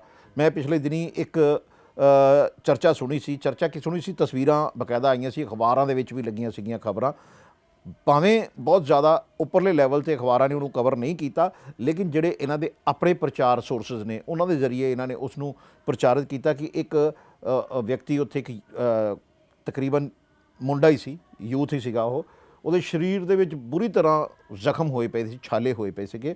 ਅਤੇ ਉਹਨੇ ਕਿਹਾ ਕਿ ਮੈਂ ਜਦੋਂ ਇਸ ਸਭਾ ਦੇ ਵਿੱਚ ਆਉਣਾ ਸ਼ੁਰੂ ਹੋਇਆ, ਇੱਥੇ ਮੇਰੇ ਪ੍ਰਾਰਥਨਾ ਕੀਤੀ ਗਈ ਮੈਨੂੰ ਬਿਠਾ ਕੇ, ਔਰ ਕੁਛ ਹੀ ਹਫ਼ਤਿਆਂ ਬਾਅਦ ਉਹ ਬਿਲਕੁਲ ਠੀਕ ਹੋ ਕੇ ਉੱਥੇ ਆਇਆ। ਪਹਿਲਾਂ ਉਹ ਉਸ ਹਾਲਤ ਦੇ ਵਿੱਚ ਆਇਆ ਸੀ, ਉਹਦੀਆਂ ਤਸਵੀਰਾਂ ਦਿਖਾਈਆਂ ਗਈਆਂ ਲੋਕਾਂ ਨੂੰ ਜਿਹੜੇ ਉੱਥੇ ਇਕੱਠ ਹੋਇਆ ਸੀਗਾ, ਅਤੇ ਉਸ ਤੋਂ ਬਾਅਦ ਉਹ ਜਿਹੜਾ ਜਦੋਂ ਠੀਕ ਹੋ ਕੇ ਆਇਆ ਉਹਨੇ ਖੁਦ ਇਹ ਗੱਲਾਂ ਜਿਹੜੀਆਂ ਉੱਥੇ ਇਕੱਠ ਨੂੰ ਆ ਕੇ ਦੱਸੀਆਂ। ਜ਼ਾਹਿਰ ਹੈ ਕਿ ਜਦੋਂ ਇਸ ਤਰ੍ਹਾਂ ਦੀ ਗੱਲਾਂ ਉਸ ਐਡੇ ਵੱਡੇ ਇਕੱਠ ਨੂੰ ਦੱਸੀਆਂ ਜਾਣਗੀਆਂ ਅਤੇ ਉਹਦੇ 'ਚ ਜੇ 10,000 ਲੋਕ ਵੀ ਮੰਨ ਲਓ ਉੱਥੇ ਇਕੱਠੇ ਹੋਏ ਆ, ਉਹ 10,000 ਲੋਕਾਂ ਦੇ ਵਿੱਚ ਜੇ 300 ਲੋਕ ਵੀ ਉਹਦੇ ਨਾਲ ਪ੍ਰਭਾਵਿਤ ਹੋ ਜਾਂਦੇ ਆ, ਅਤੇ ਉਹ 300 ਲੋਕ ਪ੍ਰਭਾਵਿਤ ਹੋ ਕੇ ਜਦੋਂ ਇੱਦਾਂ ਦੀ ਗੱਲਾਂ ਕਰਨਗੇ ਅਤੇ ਉਹ ਕਿੰਨੇ ਲੋਕਾਂ ਨੂੰ ਅੱਗੋਂ ਪ੍ਰਭਾਵਿਤ ਕਰਨਗੇ, ਇਹ ਬੜੀ ਹੈਗੀ ਹੈ, ਬੜੀ ਚਿੰਤਾ ਦੀ ਗੱਲ ਹੈ। ਦੇਖੋ ਜੀ, ਆਪਾਂ ਗੱਲ ਕਰ ਰਹੇ ਸੀ ਇਹ ਜਿਹੜੀ ਧਰਮ ਪਰਿਵਰਤਨ ਦਾ ਜ਼ਿਆਦਾ ਅਸਰ ਜਿਹੜਾ ਗੁਰਦਾਸਪੁਰ ਦੇ ਲਾਗੇ ਜਿਹੜੇ ਛੋਟੇ ਛੋਟੇ ਘਰ ਹੈਗੇ ਉੱਥੇ ਦੱਸ ਰਿਹਾ ਕਿ ਉੱਥੇ ਬਹੁਤ ਸਾਰੀ ਚਰਚਾਂ ਬਣ ਗਈਆਂ। ਉੱਥੇ ਰੀਜ਼ਨ ਇਹ ਆ ਰਿਹਾ ਕਿ ਉੱਥੇ ਜਿਹੜੇ ਜਾਤੀਵਾਦ ਵਿਅਕਤੀਗਤ ਜਿਹੜੇ ਛੋਟੀ ਜਾਤੀ ਵਾਲੇ ਲੋਕਾਂ ਦੇ ਨਾਲ ਉਹਨਾਂ ਸਹੀ ਵਿਵਹਾਰ ਨਹੀਂ ਕੀਤਾ ਜਾਂਦਾ। ਇੱਕ ਸੁਸਾਇਟੀ ਦੀ ਵੀ ਮੇਰੇ ਖਿਆਲ ਤੋਂ ਜ਼ਿੰਮੇਵਾਰੀ ਬਣਦੀ ਆ ਕਿ ਤੁਸੀਂ ਹਰੇਕ ਨੂੰ ਇੱਕ ਮੌਕਾ ਦਿਓ ਉੱਠਣ ਦਾ। ਜਦੋਂ ਤੁਸੀਂ ਦੇਖੋ ਉਹਨੂੰ ਮੌਕਾ ਨਹੀਂ ਦਿੰਦੇ ਤਾਂ ਉਹ ਕੋਈ ਨਾ ਕੋਈ ਰਸਤਾ ਜ਼ਰੂਰ ਲੱਭਦਾ ਹੈਗਾ। ਤਾਂ ਔਰ ਇਹ ਰਸਤਾ ਉਹਨਾਂ ਨੂੰ ਈਸਾਈ ਧਰਮ ਵਿੱਚ ਜਾ ਕੇ ਮਿਲ ਜਾਂਦਾ, ਜਿੱਥੇ ਉਹਨਾਂ ਨੂੰ ਪੂਰੀ ਇੱਜ਼ਤ ਮਾਣ ਸਾਰਾ ਕੁਝ ਦਿੱਤਾ ਜਾਂਦਾ ਹੈਗਾ। ਹੁਣ ਤੁਸੀਂ ਦੇਖੋ ਜੇ ਆਪਾਂ ਸਿੱਖ ਧਰਮ ਦੀ ਗੱਲ ਕਰੀਏ, ਸਿੱਖ ਧਰਮ ਵਿੱਚ ਤਾਂ ਆਲਰੇਡੀ ਇਦਾਂ ਦੀ ਕੋਈ ਚੀਜ਼ਾਂ ਰਹਿ ਹੀ ਨਹੀਂ ਗਈਆਂ। ਉੱਥੇ ਤਾਂ ਪਹਿਲਾਂ ਹੀ ਖਤਮ ਕੀਤਾ ਹੋਇਆ ਕਿ ਸਾਰੇ ਬਰਾਬਰ ਆ, ਤੁਸੀਂ ਇੱਕ ਜਗ੍ਹਾ ਬੈਠ ਕੇ ਸਾਰੇ ਜਣੇ ਚਾਹੇ ਅਮੀਰ ਆ ਗਰੀਬ ਆ ਇੱਕ ਹੀ ਪੰਗਤ 'ਚ ਬਹਿ ਕੇ ਲੰਗਰ ਛਕਦੇ ਹੈਗੇ, ਸਾਰਿਆਂ ਵਾਸਤੇ ਇੱਕ ਆ, ਦਰਵਾਜ਼ੇ ਸਾਰੇ ਵਾਸਤੇ ਖੁੱਲ੍ਹੇ। ਤਾਂ ਗੁਰੂ ਨਾਨਕ ਦੇਵ ਜੀ ਨੇ ਇਹੀ ਵਿਚਾਰ ਸੀਗਾ ਕਿ ਜੋ ਤੁਸੀਂ ਇਹ ਚੀਜ਼ਾਂ ਹੈਗੀਆਂ ਉਹ ਖਤਮ ਕਰਕੇ ਤੁਸੀਂ ਉੱਥੇ ਆਓ, ਬੈਠੋ, ਸਾਰੇ ਮਿਲ ਜੁਲ ਕੇ ਰਹੋ। ਤਾਂ ਉਹ ਚੀਜ਼ਾਂ ਤਾਂ ਚੱਲੀ ਰਹੀਆਂ ਸੀ, ਉਹਦੇ ਅੰਦਰ ਇਹ ਨਈ ਚੀਜ਼ਾਂ ਉਹਨਾਂ ਨੂੰ ਕਿਹੜੀ ਲਾਲਚ ਇੱਦਾਂ ਦਾ ਹੋਰ ਐਡਵਾਂਸ ਦਿੱਤਾ ਗਿਆ, ਪੈਸੇ ਦਾ ਲਾਲਚ ਦਿੱਤਾ ਜਾ ਰਿਹਾ, ਜਾਂ ਇੱਦਾਂ ਦੀ ਕੋਈ ਚੀਜ਼ਾਂ ਦਿਖਾਈ ਜਾਂਦੀਆਂ ਹੈਗੀਆਂ ਕਿ ਅਸੀਂ ਬਿਮਾਰ ਸੀ ਅਸੀਂ ਠੀਕ ਹੋ ਗਏ। ਉਹ ਛੋਟੇ ਲੋਕਾਂ ਨੂੰ ਜਿੰਨੀ ਚੀਜ਼ਾਂ ਦੇਖ ਲੈਂਦੇ ਉਹਨਾਂ 'ਤੇ ਤਾਂ ਉਹੀ ਬਹੁਤ ਵੱਡੀਆਂ ਹੈਗੀਆਂ, ਕਿਉਂਕਿ ਉਹਨਾਂ ਨੇ ਇਹ ਚੀਜ਼ਾਂ ਤਾਂ ਦੇਖੀਆਂ ਨਹੀਂ ਹੁੰਦੀਆਂ। ਤਾਂ ਇਹ ਅਸਰ ਉਹਨਾਂ 'ਤੇ ਬਹੁਤ ਛੇਤੀ ਹੁੰਦੀ। ਤਾਂ ਪੂਰੀ ਦੀ ਪੂਰੀ ਫੈਮਿਲੀ, ਈਵਨ ਮੈਂ ਵੀ ਜਿੰਨੇ ਸਰਕਲ ਮੇਰਾ ਹੈਗਾ ਆ, ਮੈਂ ਕਈ ਇੱਦਾਂ ਦੇ ਫਰੈਂਡ ਸਰਕਲ ਹੈਗੇ ਜੋ ਪਹਿਲਾਂ ਹਿੰਦੂ ਹੁੰਦੇ ਸੀ, ਹੁਣ ਅੱਜ ਜਦੋਂ ਮਿਲਣ ਜਾਈਦਾ ਕਿਤੇ ਰਾਹ 'ਚ ਮਿਲਦੇ ਪਤਾ ਚੱਲਦੇ ਜੀ ਅੱਜ ਅਸੀਂ ਕਿੱਥੇ ਚੱਲੇ ਜੀ ਐਤਵਾਰ, ਅੱਜ ਜੀ ਅਸੀਂ ਚਰਚ ਚੱਲੇ ਆ। ਉਹ ਸੁਣ ਕੇ ਬੜਾ ਝਟਕਾ ਲੱਗਦਾ ਯਾਰ, ਸਾਲ 2 ਸਾਲ ਪਹਿਲਾਂ ਤਾਂ ਇਹ ਮੰਦਿਰ ਇੱਧਰ ਉੱਧਰ ਅਸੀਂ ਦੇਖਦੇ ਹੁੰਦੇ ਸੀ, ਤਾਂ ਹੁਣ ਇਹ ਚਰਚ ਚੱਲੇ। ਈਵਨ ਹਿੰਦੂਆਂ ਦਾ ਕੀ ਸਿੱਖਾਂ ਦਾ ਵੀ ਇਹੀ ਹਾਲ ਹੈ। ਜਿਹੜੀ ਲੋ ਕਮਿਊਨਿਟੀ ਔਰ ਇਹ ਲੋਅਰ ਕਮਿਊਨਿਟੀ ਦਾ ਬਹੁਤ ਵੀਕਨੈਸ ਹੈਗੀ ਆ, ਉਹ ਕਿਤੇ ਟਿਕਦੇ ਨਹੀਂ ਹੈਗੇ, ਕਿਸੇ ਪਾਸੇ ਵੀ ਚਲੇ ਜਾਂਦੇ ਹੈਗੇ। ਜਿਹੜਾ ਅੰਕੁਰ ਨਰੂਲਾ ਹੈ, ਤੁਸੀਂ ਦੇਖੋ ਕਿ ਅੰਕੁਰ ਨਰੂਲਾ ਆਪਣੇ ਨਾਮ ਦੇ ਨਾਲ ਉਹਨੇ ਅੰਕੁਰ ਨਰੂਲਾ ਲਾਇਆ, ਪਾਦਰੀ ਅੰਕੁਰ ਨਰੂਲਾ, ਜਿਹੜਾ ਪਿੱਛੇ ਉਹਦਾ ਕਾਸਟ ਜਾਂ ਸਬ ਨੇਮ ਜੋ ਲੱਗ ਰਿਹਾ, ਜਿਹੜਾ ਸਰਨੇਮ ਉਹਦਾ ਲੱਗ ਰਿਹਾ, ਉਹ ਤੋਂ ਹੀ ਪਤਾ ਲੱਗਦਾ ਕਿ ਇਹ ਸਹੀ ਨਹੀਂ ਹੈਗਾ। ਗੌਰਮੈਂਟ ਨੂੰ ਇੱਕ ਐਕਸ਼ਨ ਲੈਣਾ ਚਾਹੀਦਾ। ਜਦੋਂ ਵੀ ਕੋਈ ਕਾਸਟ ਆਪਣੀ ਚੇਂਜ ਕਰਦਾ ਹੈ ਜਾਂ ਇੱਕ ਧਰਮ ਤੋਂ ਦੂਸਰੇ ਧਰਮ ਜਾਂਦਾ ਹੈ, ਤਾਂ ਉਹ ਜਿਹੜੀ ਪਿਛਲੇ ਧਰਮ 'ਚ ਜਿਹੜਾ ਨਾਮ ਸੀ ਉਹ ਉਹ ਸਰਨੇਮ ਨਾ ਯੂਜ਼ ਕੀਤਾ ਜਾਏ। ਹਾਂ ਦੇਖੋ ਅੰਕੁਰ ਨਰੂਲਾ ਐਕਚੁਅਲੀ ਇਹ ਹਿੰਦੂ ਖੱਤਰੀ ਪਰਿਵਾਰ ਦੇ ਵਿੱਚ ਪੈਦਾ ਹੋਇਆ। ਨਾਮ ਤਾਂ ਦੇਖੋ ਹਿੰਦੂਆਂ ਦਾ ਵੀ ਖਰਾਬ ਹੋ ਰਿਹਾ, ਇੱਧਰ ਸਰਦਾਰਾਂ ਦਾ ਵੀ ਖਰਾਬ ਹੋ ਰਿਹਾ। ਨਹੀਂ ਦੇਖੋ ਤੁਸੀਂ ਉਹਨੇ ਲੈ ਕੇ ਚੱਲੇ ਹੋਏ, ਉਹਨੇ ਅੰਕੁਰ ਨਰੂਲਾ ਹੀ ਨਾਮ ਰੱਖਿਆ ਹੋਇਆ ਨਾ, ਜਦਕਿ ਨਰੂਲਾ ਸੁਣ ਕੇ ਪਤਾ ਲੱਗਦਾ ਕਿ ਇਹ ਹਿੰਦੂ ਖੱਤਰੀ ਪਰਿਵਾਰ ਦਾ ਮੁੰਡਾ ਹੈ। ਲੇਕਿਨ 2008 ਦੇ ਵਿੱਚ ਇਹ ਈਸਾਈ ਮਿਸ਼ਨਰੀਜ਼ ਦੇ ਕੰਟੈਕਟ ਦੇ ਵਿੱਚ ਆਇਆ ਔਰ ਧਰਮ ਪਰਿਵਰਤਨ ਕਰ ਲਿਆ ਆਪਣਾ। ਜਿਹੜੇ ਬੱਚੇ ਹੈਗੇ, ਜਿਹੜੇ ਯੂਥ ਹੈਗੇ ਆ, ਉਹਨਾਂ 'ਤੇ ਕੀ ਇੰਪ੍ਰੈਸ਼ਨ ਜਾਊਗਾ? ਉਹਨਾਂ ਨੇ ਦੇਖਣਾ ਜੀ ਉੱਥੇ ਜਾ ਕੇ ਤੇ ਇਹ ਬੰਦੇ ਨੇ ਬਹੁਤ ਤਰੱਕੀ ਕਰ ਲਈ ਹੈ, ਤੇ ਸਾਡੇ ਧਰਮ 'ਚ ਬੈਠ ਕੇ ਬੰਦਾ ਉੱਥੇ ਰਿਹਾ ਹੈਗਾ। ਤਾਂ ਉਹ ਚੀਜ਼ਾਂ ਉਹਨਾਂ ਦੇ ਜਦੋਂ ਦਿਮਾਗ 'ਚ ਆਉਂਦੀ ਤਾਂ ਜਿਹੜਾ ਯੂਥ ਹੈਗਾ ਉਹ ਆਪਣੇ ਆਪ ਸਾਡਾ ਕੁਛ ਨਾ ਕੁਛ ਟਾਈਮ ਬਾਅਦ ਕਨਵਰਟ ਹੋਣਾ ਸ਼ੁਰੂ ਹੋ ਜਾਂਦਾ। ਤੇ ਇਹ ਬਹੁਤ, ਜਦੋਂ ਇਹਨਾਂ ਦੇ ਨਾਮ ਬਦਲੇ ਜਾਣਗੇ ਮੇਰੇ ਹਿਸਾਬ ਨਾਲ ਤਾਂ ਬਹੁਤ ਜ਼ਰੂਰੀ ਆ, ਕਿਉਂਕਿ ਨਾਮ ਤੁਹਾਡਾ ਐਂਥੋਨੀ ਹੋ ਗਿਆ ਜਾਂ ਦੂਜੇ ਹੋ ਗਏ ਜਿਹੜੇ ਇਹਨਾਂ ਦੇ ਚਰਚ ਵਿੱਚ ਹੁੰਦੇ ਹੈਗੇ, ਤੁਸੀਂ ਨਾਮ ਲੋਕਾਂ ਨੂੰ ਫਿਰ ਉਸ ਬੰਦੇ ਨਾਲ ਉਨੀ ਅਟੈਚਮੈਂਟ ਨਹੀਂ ਰਹੋਗੇ। ਇਹਨਾਂ ਨੇ ਬਹੁਤ ਚਲਾਕੀ ਨਾਲ ਜਿਹੜੇ ਆਪਣੇ ਸਿੱਖ ਧਰਮ ਦੇ ਵੀ ਹੈਗੇ ਜਾਂ ਹਿੰਦੂ ਧਰਮ ਦੇ ਜਿੰਨੇ ਬੰਦੇ ਹੈ ਉਹਨਾਂ ਨੇ ਨਾਮ ਇਸ ਕਰਕੇ ਨਹੀਂ ਬਦਲੇ ਕਿਉਂਕਿ ਜੇ ਨਾਮ ਬਦਲ ਲੈਣਗੇ ਤਾਂ ਉਹਨਾਂ ਦੀ ਅਟੈਚਮੈਂਟ ਉੱਥੇ ਖਤਮ ਹੋ ਜਾਣੀ ਹੈ। ਤਾਂ ਅਟੈਚਮੈਂਟ ਰੱਖਣ ਵਾਸਤੇ ਇਹਨਾਂ ਨੇ ਨਾਮ ਵੀ ਰੱਖਿਆ ਹੈਗਾ, ਤਾਂ ਜਿਹੜੇ ਇਹਨਾਂ ਨੂੰ ਬੈਨੀਫਿਟ ਮਿਲਦੇ ਹੈਗੇ ਆਪਣੀ ਸੋਸਾਇਟੀ ਤੋਂ ਉਹ ਵੀ ਚੱਕੀ ਜਾਂਦੇ ਆ, ਤਾਂ ਜਿਹੜਾ ਬਾਹਰੋਂ ਪੈਸਾ ਉਧਰੋਂ ਚਰਚ 'ਚੋਂ ਆ ਰਿਹਾ ਹੈਗਾ ਉਹ ਵੀ ਲਈ ਜਾਂਦੇ ਹੈਗੇ। ਨਹੀਂ ਪਰ ਇਹ ਲੋਕ, ਇਹ ਜਿਹੜੇ ਲੋਕਾਂ ਨੂੰ ਕਨਵਰਟ ਕਰਦੇ ਆ, ਉਹਨਾਂ ਨੂੰ ਕਿਉਂ ਨਹੀਂ ਕਹਿੰਦੇ ਕਿ ਤੁਸੀਂ ਜੇ ਈਸਾਈ ਧਰਮ 'ਚ ਆ ਗਏ ਤਾਂ ਈਸਾਈ ਧਰਮ ਵਾਲਾ ਹੀ ਨਾਮ ਰੱਖੋ, ਈਸਾਈ ਧਰਮ ਵਾਂਗ ਹੀ ਰਹੋ, ਤੁਹਾਨੂੰ ਹੋਰ ਧਰਮਾਂ ਨਾਲ ਵਰਤਣ ਦੀ ਲੋੜ ਨਹੀਂ ਹੈਗੀ। ਤੁਸੀਂ ਈਸਾਈ ਧਰਮ 'ਚ ਜੋ ਕੁਛ ਜਿਹੜੇ ਫੰਕਸ਼ਨਸ ਹੁੰਦੇ, ਜਿਹੜੇ ਧਾਰਮਿਕ ਫੰਕਸ਼ਨ ਹੁੰਦੇ, ਤੁਸੀਂ ਉਹ ਦੇਖੋ ਜੇ ਉਹ ਇਹ ਇੱਕ ਕੰਡੀਸ਼ਨ ਲਗਾ ਦੇਣ ਕਿ ਤੁਸੀਂ ਜਦੋਂ ਈਸਾਈ 'ਚ ਆਓਗੇ ਤੁਹਾਨੂੰ ਈਸਾਈ ਦਾ ਨਾਮ ਹੈਗਾ ਉਹ ਨਾਮ ਲੈਣਾ ਪੈਣਾ। ਹੁਣ ਦੇਖੋ ਸਾਡੇ ਸਿੱਖ ਧਰਮ 'ਚ ਵੀ ਕੋਈ ਆਉਂਦਾ ਤਾਂ ਅਸੀਂ ਪਹਿਲਾਂ ਇਹੀ ਕਹਿੰਦਾ ਕਿ ਹੁਣ ਸਾਡੇ ਸਿੱਖ ਧਰਮ 'ਚ ਵੀ ਇੱਦਾਂ ਦੇ ਕਈ ਕੇਸ ਹੈਗੇ ਆ ਜਿੱਥੇ ਕੋਈ ਮੁਸਲਮਾਨ ਸੀਗਾ, ਜਦੋਂ ਉਹ ਸਿੰਘ ਬਣਿਆ ਹੈਗਾ, ਹੁਣ ਕਿਹੜਾ ਇੱਕ ਨਿਆ ਲੇਟੈਸਟ ਹੈਗਾ ਜਿਹੜਾ ਜਾਰਡਨ, ਉਹ ਦੇਖੋ ਜੀ ਜਦੋਂ ਸਿੱਖ ਧਰਮ ਵਿੱਚ ਆਇਆ ਤਾਂ ਉਹਨੇ ਆਪਣੇ ਨਾਂ ਦੇ ਪਿੱਛੇ ਸਿੰਘ ਲਗਾਇਆ, ਉਹ ਸਾਰਿਆਂ ਨੂੰ ਕਹਿੰਦਾ ਮੈਂ ਸਿੰਘ ਆ। ਤਾਂ ਉਹਨੂੰ ਦੇਖ ਕੇ ਲੋਕਾਂ ਨੂੰ ਕੋਈ ਗਲਤਫਹਿਮੀ ਨਹੀਂ ਹੁੰਦੀ ਕਿ ਇਹ ਖਾਨ ਸੀਗਾ ਤਾਂ ਖਾਨ ਇਹਨੂੰ ਬੁਲਾਈਏ ਜਾਂ ਕੀ ਸੀ ਜਾਂ ਕੁਝ ਵੀ ਸੀਗਾ। ਤਾਂ ਜਦੋਂ ਤੁਸੀਂ ਇਹ ਸਾਡੇ ਧਰਮ 'ਚ ਆਉਂਦੇ, ਸਾਡੇ ਤਾਂ ਧਰਮ 'ਚ ਇਹ ਪ੍ਰੋਪਰ ਹੈਗਾ ਕਿ ਅਸੀਂ ਇਹਦੀ ਐਂਟਰੀ ਉਸ ਲਈ ਹੋਣੀ ਹੈ ਜਦੋਂ ਤੁਸੀਂ ਆਪਣੇ ਆਪ ਨੂੰ ਪੂਰਾ ਸਿੰਘ ਸਜੋਗੇ ਸਾਡੇ ਨਾਲ। ਜਾਂ ਹਿੰਦੂ ਧਰਮ ਹੈ ਤਾਂ ਤੁਸੀਂ ਉਹਦੇ ਨਾਲ ਪ੍ਰੋਪਰ ਜਿਹੜੇ ਧਰਮ ਹੈਗੇ ਉਹਦੇ ਨਾਲ ਫੋਲੋ। ਬਟ ਇਹ ਈਸਾਈ ਧਰਮ 'ਚ ਇੱਦਾਂ ਦੀ ਕੋਈ ਨਹੀਂ ਹੈ। ਇਹਨਾਂ ਨੂੰ ਪਤਾ ਹੈਗਾ ਕਿ ਜੇ ਰੂਲ ਇੱਦਾਂ ਦੇ ਰੱਖਣਗੇ ਤਾਂ ਲੋਕਾਂ ਨੇ ਜੁੜਨਾ ਨਹੀਂ ਹੈਗਾ। ਲੋਕਾਂ ਦੀ ਜਿਹੜੀ ਪਿੱਛੇ ਦੀ ਜਿਹੜੀ ਜੁੜਾਵ ਹੈਗਾ, ਜਿਹੜੀ ਆਪਣੀ ਧਰਮ ਨਾਲ ਜੁੜਿਆ, ਇਹ ਖਤਮ ਨਹੀਂ ਹੋਣ ਵਾਲਾ। ਇਸ ਕਰਕੇ ਉਹ ਉਸ ਚੀਜ਼ ਨੂੰ ਵੀ ਰੱਖਿਆ ਹੋਇਆ, ਤਾਂ ਤੁਸੀਂ ਅੱਗੇ ਵੀ ਜੋੜ ਲਿਆ, ਦੋਨੋਂ ਕਨੈਕਸ਼ਨ ਜੋੜ ਕੇ ਰੱਖੇ ਕਿ ਇਹਨੂੰ ਕੋਈ ਗੱਲ ਨਹੀਂ, ਆਪਾਂ ਲੈ ਚੱਲਾਂਗੇ, ਸਾਡੇ ਨਾਲ ਜੁੜੇ ਤਾਂ ਹੈਗੇ ਬੰਦੇ। ਤੁਸੀਂ ਦੇਖੋ 2008 ਦੇ ਵਿੱਚ ਅੰਕੁਰ ਨਰੂਲਾ ਮਿਸ਼ਨਰੀ ਨਾਲ ਜੁੜ ਕੇ ਈਸਾਈ ਬਣਦੇ ਆ, ਧਰਮ 'ਚ ਕਨਵਰਟ ਹੁੰਦੇ ਆ, ਔਰ ਉਸ ਤੋਂ ਬਾਅਦ ਅੱਜ ਤੁਸੀਂ ਲਾ ਲਓ ਕਿ 2008 ਨੂੰ ਤੁਸੀਂ ਜੋੜ ਕੇ ਅੱਜ ਦੇਖ ਲਓ ਕਿੰਨੇ 13-14 ਸਾਲ ਹੋਏ ਆ। 13-14 ਸਾਲ ਦੇ ਵਿੱਚ ਖਾਂਬੜਾ ਦੇ ਵਿੱਚ 65 ਏਕੜ ਦੇ ਵਿੱਚ ਆਪਣਾ ਸਾਮਰਾਜ ਖੜਾ ਕਰ ਲੈਂਦੇ ਆ, ਔਰ ਉਹਦੇ 'ਚ ਉਸਾਰੀ ਵੀ ਚੱਲ ਰਹੀ ਹੈ, ਉਸਾਰੀ ਵੀ ਚੱਲ ਰਹੀ, ਹੋਰ ਜਿੰਨੇ ਆਧੁਨਿਕ ਸਮਾਨ ਹੈ, ਸਾਜੋ ਸਮਾਨ ਜਿਹੜਾ ਉਹ ਵੀ ਉੱਥੇ ਮੌਜੂਦ ਹੈ। ਈਵਨ ਕਿ ਜਿਹੜਾ ਸਾਊਂਡ ਸਿਸਟਮ ਲੱਗਦਾ ਹੈ, ਜਿਹੜਾ ਵੀਡੀਓ ਸੋਸ਼ਲ ਮੀਡੀਆ ਸਿਸਟਮ ਹੈ, ਸਾਰਾ ਕੁਝ ਉਹਨਾਂ ਦਾ ਆਪਣਾ, ਸਟੂਡੀਓ ਤੱਕ ਉਹਨਾਂ ਨੇ ਆਪਣੇ ਬਣਾਏ ਹੋਏ ਆ। ਕਿੰਨਾ ਵੱਡਾ ਇਹ ਜਿਹੜਾ ਸਾਮਰਾਜ ਉਹਨਾਂ ਨੇ ਖੜਾ ਕੀਤਾ ਹੈ। ਉਹਨਾਂ ਨੇ ਜਿਹੜੀ ਸਥਾਪਨਾ ਕੀਤੀ, ਬਕਾਇਦਾ church of science and wonders ਦੀ ਸਥਾਪਨਾ ਕਰ ਰਹੇ ਆ। Church of science and wonders, science ਮਤਲਬ ਸਾਇੰਸ ਨੂੰ ਵੀ ਜੋੜਿਆ। ਇਦਾਂ ਤਾਂ ਰੱਖ ਲਿਆ ਕਿ ਯੂਥ ਨੇ ਤਾਂ ਜੁੜਨਾ ਕਿ ਪਤਾ ਨਹੀਂ ਕੋਈ ਸਾਇੰਸ ਟੈਕਨੋਲੋਜੀ ਨਾਲ ਕਿਹੜਾ ਵੱਡਾ ਕੰਮ ਕਰਨ ਲੱਗੇ ਜਾਂ ਚਮਤਕਾਰਾਂ ਕਰਨ ਲੱਗੇ ਹੋਏ ਆ। ਸਾਇੰਸ ਐਂਡ ਵੰਡਰ ਦੇਖੋ ਤੁਸੀਂ, ਦੋਨੋਂ ਚੀਜ਼ਾਂ ਨਾਲ ਜੋੜ ਲਈਆਂ ਨਾ। ਉਹ ਸਾਇੰਸ ਨੂੰ ਵੀ ਮੰਨਣ ਤੋਂ ਇਨਕਾਰ ਨਹੀਂ ਕਰ ਰਿਹਾ, ਤੇ ਸਾਇੰਸ ਐਂਡ ਵੰਡਰ ਦੀ ਵੀ ਮਤਲਬ ਉਹਨੇ ਵੰਡਰ ਵਿੱਚ ਤਾਂ ਦੇਖੋ ਜੀ ਉਹ ਦਿਖਾਉਂਦੇ ਹੀ ਚਮਤਕਾਰ ਆ। ਇਹ ਬੰਦਾ ਚੱਲਦਾ ਨਹੀਂ ਸੀ, ਚੱਲ ਪਿਆ ਹੈਗਾ। ਇਹਦੀ ਜ਼ਿੰਦਗੀ ਬਹੁਤ ਖਰਾਬ ਸੀ, ਇਹ ਜ਼ਿੰਦਗੀ ਇਹਦੀ ਬਦਲ ਗਈ ਆ ਸਡਨਲੀ, ਹੁਣ ਇਹਨੂੰ ਸੁੱਖ ਆਉਣਾ ਸ਼ੁਰੂ ਹੋ ਗਿਆ। ਤਾਂ ਬਾਕੀ ਤਾਂ ਮੈਂ ਕਹਿੰਦਾ ਸਾਰੇ ਪਾਪੀ ਹੈਗੇ ਜਿੰਨੇ ਦੁਨੀਆ 'ਚ ਹੈਗੇ ਲੋਕੀ, ਉਹ ਕਿਤੇ ਕੰਮ ਨਹੀਂ ਕਰ ਰਹੇ ਹੈਗੇ ਆ। ਤੁਸੀਂ ਦੇਖੋ ਕਿ ਇਹ ਲੋਕ, ਇਹਨਾਂ ਨੇ ਇੱਥੇ ਹੀ ਨਹੀਂ, ਹਿੰਦੁਸਤਾਨ ਦੇ ਵਿੱਚ ਨਹੀਂ, ਫੋਰਨ ਦੇ ਵਿੱਚ ਇਹਨਾਂ ਟਿਕਾਣੇ ਬਹੁਤ ਨੇ, ਬ੍ਰਿਟੇਨ, ਜਰਮਨ, ਕੈਨੇਡਾ, ਹਰ ਜਗ੍ਹਾ ਇਹਨਾਂ ਦੇ ਹੈਗੇ। ਉਹ ਤਾਂ ਆਪਾਂ ਮੰਨਦੇ ਹੈਗੇ। ਫਿਰ ਇਹ ਤਾਂ ਫਿਰ ਉਹੀ ਲੱਗਦਾ ਹੈ ਨਾ ਕਿ ਇਹ ਕਿਸੇ ਨਾ ਕਿਤੇ ਵਿਦੇਸ਼ ਤੋਂ ਇਹਨਾਂ ਨੂੰ ਮੋਟੀਵੇਟ ਕੀਤਾ ਜਾ ਰਿਹਾ, ਔਰ ਇਹ ਅੱਗੇ ਆਪਣਾ ਪ੍ਰਚਾਰ ਜਿਹੜਾ ਉਹ ਕਰ ਰਹੇ ਸੀ। ਕਿਉਂਕਿ ਜੇ ਸੈਂਟਰਲ ਯੂਨੀਅਨ ਗਵਰਨਮੈਂਟ ਦੇ ਗ੍ਰਹਿ ਮੰਤਰੀ ਅਮਿਤ ਸ਼ਾਹ ਇਸ ਚੀਜ਼ ਨੂੰ ਸੀਰੀਅਸਲੀ ਲੈਂਦੇ ਆ, ਹਾਲਾਂਕਿ ਇਹ ਮੁੱਦਾ ਜਦੋਂ ਉਹਨਾਂ ਨੇ ਉਸ ਸਮਿਟ ਦੇ ਵਿੱਚ ਚੁੱਕਿਆ ਸੀਗਾ, ਉਹ ਹੋਈ ਸੀ ਲਵ ਜਿਹਾਦ ਵਾਲੀ ਗੱਲ, ਜਿਹੜਾ ਦਿੱਲੀ ਦੇ ਵਿੱਚ ਮਰਡਰ ਹੋਇਆ, ਸ਼ਰਧਾ ਮਰਡਰ ਕੇਸ ਦੇ ਵਿੱਚ, ਕਿਉਂਕਿ ਜਿਹੜਾ ਲੜਕਾ ਆ ਉਹ ਮੁਸਲਿਮ ਹੈਗਾ, ਅਤੇ ਉਸਨੇ ਜਦੋਂ ਇਹ ਕੀਤਾ ਤੇ ਹੁਣ ਉਸ ਨੂੰ ਲਵ ਜਿਹਾਦ ਦੇ ਨਾਲ ਜੋੜ ਕੇ ਦੇਖਿਆ ਜਾ ਰਿਹਾ। ਤਾਂ ਉਹਨਾਂ ਨੇ ਇਹ ਬਿਆਨ ਦਿੱਤਾ ਸੀਗਾ ਕਿ ਜਿਹੜਾ ਕਿਸੇ ਵੀ ਸੂਬੇ ਦੇ ਵਿੱਚ ਜੇ ਧਰਮ ਪਰਿਵਰਤਨ ਹੁੰਦਾ ਜਾਂ ਧਰਮ ਪਰਿਵਰਤਨ ਦੀ ਧੱਕੇ ਨਾਲ ਕੋਸ਼ਿਸ਼ ਕੀਤੀ ਜਾਂਦੀ ਤਾਂ ਉਸ ਨੂੰ ਬਰਦਾਸ਼ਤ ਨਹੀਂ ਕੀਤਾ। ਇੱਕ ਗੱਲ ਹੋਰ ਬਹੁਤ ਵੱਡੀ ਨਿਕਲ ਕੇ ਆ ਰਹੀ ਹੈ ਕਿ ਜਿਹੜਾ ਈਸਾਈ ਧਰਮ ਹੈਗੇ ਆ, ਇਹ ਡਾਇਰੈਕਟ ਲੋਕਾਂ ਨੂੰ ਕਨਵਰਟ ਕਰ ਰਹੇ ਹੈਗੇ ਆ, ਤਾਂ ਜਿਹੜਾ ਮੁਸਲਿਮ ਹੈਗੇ ਆ ਉਹ ਮੈਰਿਜ ਕਰਕੇ ਕੁੜੀਆਂ ਨੂੰ ਕਨਵਰਟ ਕਰ ਰਹੇ ਆ। ਤੁਸੀਂ ਹੁਣ ਦੇਖੋ ਕਿ ਕਈ ਕੇਸਿਸ ਇਦਾਂ ਦੇ ਆ ਚੁੱਕੇ ਆ ਜਿਹਦੇ ਵਿੱਚ ਕੁੜੀ ਦੀ ਹੱਤਿਆ ਵੀ ਕੀਤੀ ਗਈ ਹੈ ਜਾਂ ਕੁਝ ਇਦਾਂ ਦੇ ਕੇਸ ਹੋਏ ਆ, ਬਟ ਉਹ ਕੇਸ ਇਦਾਂ ਦੇ ਸੀ ਕਿ ਮੈਰਿਜ ਕਰਕੇ ਹਿੰਦੂ ਕੁੜੀ ਨੂੰ ਕਨਵਰਟ ਕੀਤਾ ਗਿਆ, ਉਹਦੀ ਹੱਤਿਆ ਕਰ ਦਿੱਤੀ ਗਈ ਹੈ। ਤਾਂ ਇਹ ਬੜੇ ਸ਼ੌਕਿੰਗ ਜਿਹੀ ਚੀਜ਼ਾਂ ਸੀਗੀਆਂ, ਜਿਹਦੇ ਕਰਕੇ ਸੁਸਾਇਟੀ 'ਚ ਇੱਕ ਕੁਐਸਚਨ ਉੱਠ ਰਿਹਾ ਕਿ ਧਰਮ ਪਰਿਵਰਤਨ ਕਿਉਂ ਕੀਤਾ ਜਾ ਰਿਹਾ, ਕਿਉਂ ਜ਼ਬਰਦਸਤੀ ਇੱਕ ਸੁਸਾਇਟੀ ਜਿਹੜੇ ਹੈਗੇ ਉਹ ਦੂਜੀ ਸੁਸਾਇਟੀ ਵਿੱਚ ਜਾ ਕੇ ਇੱਦਾਂ ਦੇ ਸਵਾਲ ਖੜੇ ਹੋ ਰਹੇ। ਤਾਂ ਪਾਕਿਸਤਾਨ ਦੇ ਬਾਰਡਰ ਦੇ ਨਾਲ ਇੱਕ ਪਿੰਡ ਪੈਂਦਾ ਹੈਗਾ ਦੂਜੋਵਾਲ, ਉਹ 2 ਕਿਲੋਮੀਟਰ ਦੂਰ ਹੈਗਾ। ਤੁਸੀਂ ਮੰਨੋਗੇ ਉੱਥੇ 30% ਈਸਾਈ ਰਹਿੰਦੇ ਹੈਗੇ ਆ, ਤਾਂ ਉੱਥੇ 2 ਗੁਰਦੁਆਰੇ ਆ ਤੇ 2 ਚਰਚ ਹੈਗੇ ਆ। ਤਾਂ ਤੁਸੀਂ ਇਹਦੇ ਹਿਸਾਬ ਨਾਲ ਦੇਖ ਸਕਦੇ ਕਿ ਆਉਣ ਵਾਲੇ ਜਿਹੜਾ ਟਾਈਮ ਹੈਗਾ, ਬਾਰਡਰ ਦੇ ਲਾਗੇ ਇਹਨਾਂ ਦੀ ਜਨਸੰਖਿਆ ਵਧੀ ਜਾਂਦੀ ਆ, ਤਾਂ ਉੱਥੇ ਜਿਹੜੇ ਈਸਾਈ ਵੋਟ ਹੈਗੇ ਉਹ ਵੀ 20% ਤੱਕ ਪਹੁੰਚ ਚੁੱਕੇ ਆ। ਅਜਨਾਲਾ ਵਿੱਚ ਤਾਂ ਕਹਿੰਦੇ ਜੀ 43,000 ਈਸਾਈ ਮਤਦਾਤਾ ਹੈਗੇ ਆ। ਇਹ ਆਉਣ ਵਾਲੇ ਟਾਈਮ ਇੱਕ ਵੋਟ ਬੈਂਕ ਵੀ ਅਲੱਗ ਤੋਂ ਹੀ ਤਿਆਰ ਹੋ ਰਿਹਾ ਹੈਗਾ। ਹਾਂ ਬਿਲਕੁਲ। ਦੇਖੋ ਜਦੋਂ ਹਜੇ ਪਿੱਛੇ ਜਦੋਂ ਤੁਸੀਂ ਜਿਹੜਾ ਹਜੇ ਜ਼ਿਕਰ ਕੀਤਾ ਸੀਗਾ ਕਿ ਇਹ ਧਰਮ ਪਰਿਵਰਤਨ ਦਾ ਇੱਕ ਮਾਮਲਾ ਆਇਆ, ਤਾਂ ਉੱਥੇ ਨਿਹੰਗਾਂ ਨੇ ਜਾ ਕੇ ਪਹਿਲਾਂ ਤਾਂ ਨਾਅਰੇਬਾਜ਼ੀ ਕੀਤੀ, ਉਲਝ ਗਏ ਇੱਕ ਦੂਜੇ ਦੇ ਨਾਲ, ਔਰ ਕਾਫੀ ਉੱਥੇ ਜਿਹੜੀ ਹਿੰਸਕ ਜਿਹੜਾ ਮਾਹੌਲ ਬਣ ਗਿਆ ਸੀਗਾ। ਤੇ ਉਸ ਤੋਂ ਬਾਅਦ ਪੁਲਿਸ ਨੂੰ ਇਹ ਲੱਗਾ ਕਿ ਜਿਹੜੇ ਲੋਕ ਇੱਥੇ ਆ ਕੇ ਇਦਾਂ ਕਰ ਰਹੇ ਆ ਉਹਨਾਂ 'ਤੇ ਪਰਚਾ ਦਰਜ ਕੀਤਾ ਜਾਏ। 150 ਲੋਕਾਂ 'ਤੇ ਤਕਰੀਬਨ ਪਰਚਾ ਦਰਜ ਹੋਇਆ ਸੀਗਾ। ਤੇ ਉਦੋਂ ਜਦੋਂ SGPC ਨੇ ਇਸ ਗੱਲ ਦਾ ਇਤਰਾਜ਼ ਕੀਤਾ ਸੀਗਾ। ਤੇ ਇਹ ਚੀਜ਼ਾਂ ਜਿਹੜੀਆਂ ਹੈਗੀਆਂ, ਜਦੋਂ ਇਹਨਾਂ 'ਚ ਕੋਈ ਵੀ ਚੀਜ਼ ਜਦੋਂ ਤੈਸ਼ ਫੜਦੀ ਹੈ ਤਾਂ ਜ਼ਾਹਿਰ ਹੈ ਕਿ ਉਹਦੇ 'ਚ ਹਿੰਸਾ ਉੱਭਰ ਕੇ ਸਾਹਮਣੇ ਆਉਂਦੀ ਹੈ।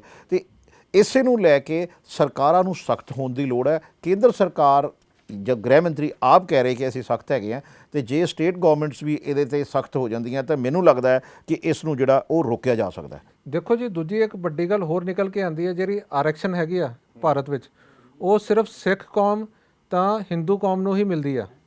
ਇਹਦੇ ਇਲਾਵਾ ਹੋਰ ਕਿਸੇ ਕੌਮ ਨੂੰ ਆਰਕਸ਼ਣ ਦਾ ਅਧਿਕਾਰ ਨਹੀਂ ਹੈਗਾ। ਇਹਦੇ ਵਿੱਚ ਤੁਸੀਂ ਦੇਖੋ ਜਿਹੜੀ ਕ੍ਰਿਸਚਨ ਕਮਿਊਨਿਟੀ ਹੈਗੀ ਉਹ ਨਹੀਂ ਆਉਂਦੀ ਆ। ਤਾਂ ਹੁਣ ਜਿੰਨੇ ਵੀ ਹਿੰਦੂ ਸਿੱਖ ਜਿਹੜੇ ਲੋ ਕਮਿਊਨਿਟੀ ਦੇ ਹੈਗੇ ਜਿਹੜੇ ਆਰਕਸ਼ਣ ਪ੍ਰਾਪਤ ਕੀਤਾ ਹੋਇਆ, ਉਹ ਜਦੋਂ ਈਸਾਈ ਧਰਮ 'ਚ ਜਾਂਦੇ ਉਹ ਨਾਮ ਆਪਣਾ ਡਾਕੂਮੈਂਟ ਚੇਂਜ ਹੀ ਨਹੀਂ ਕਰਦੇ ਹੈਗੇ।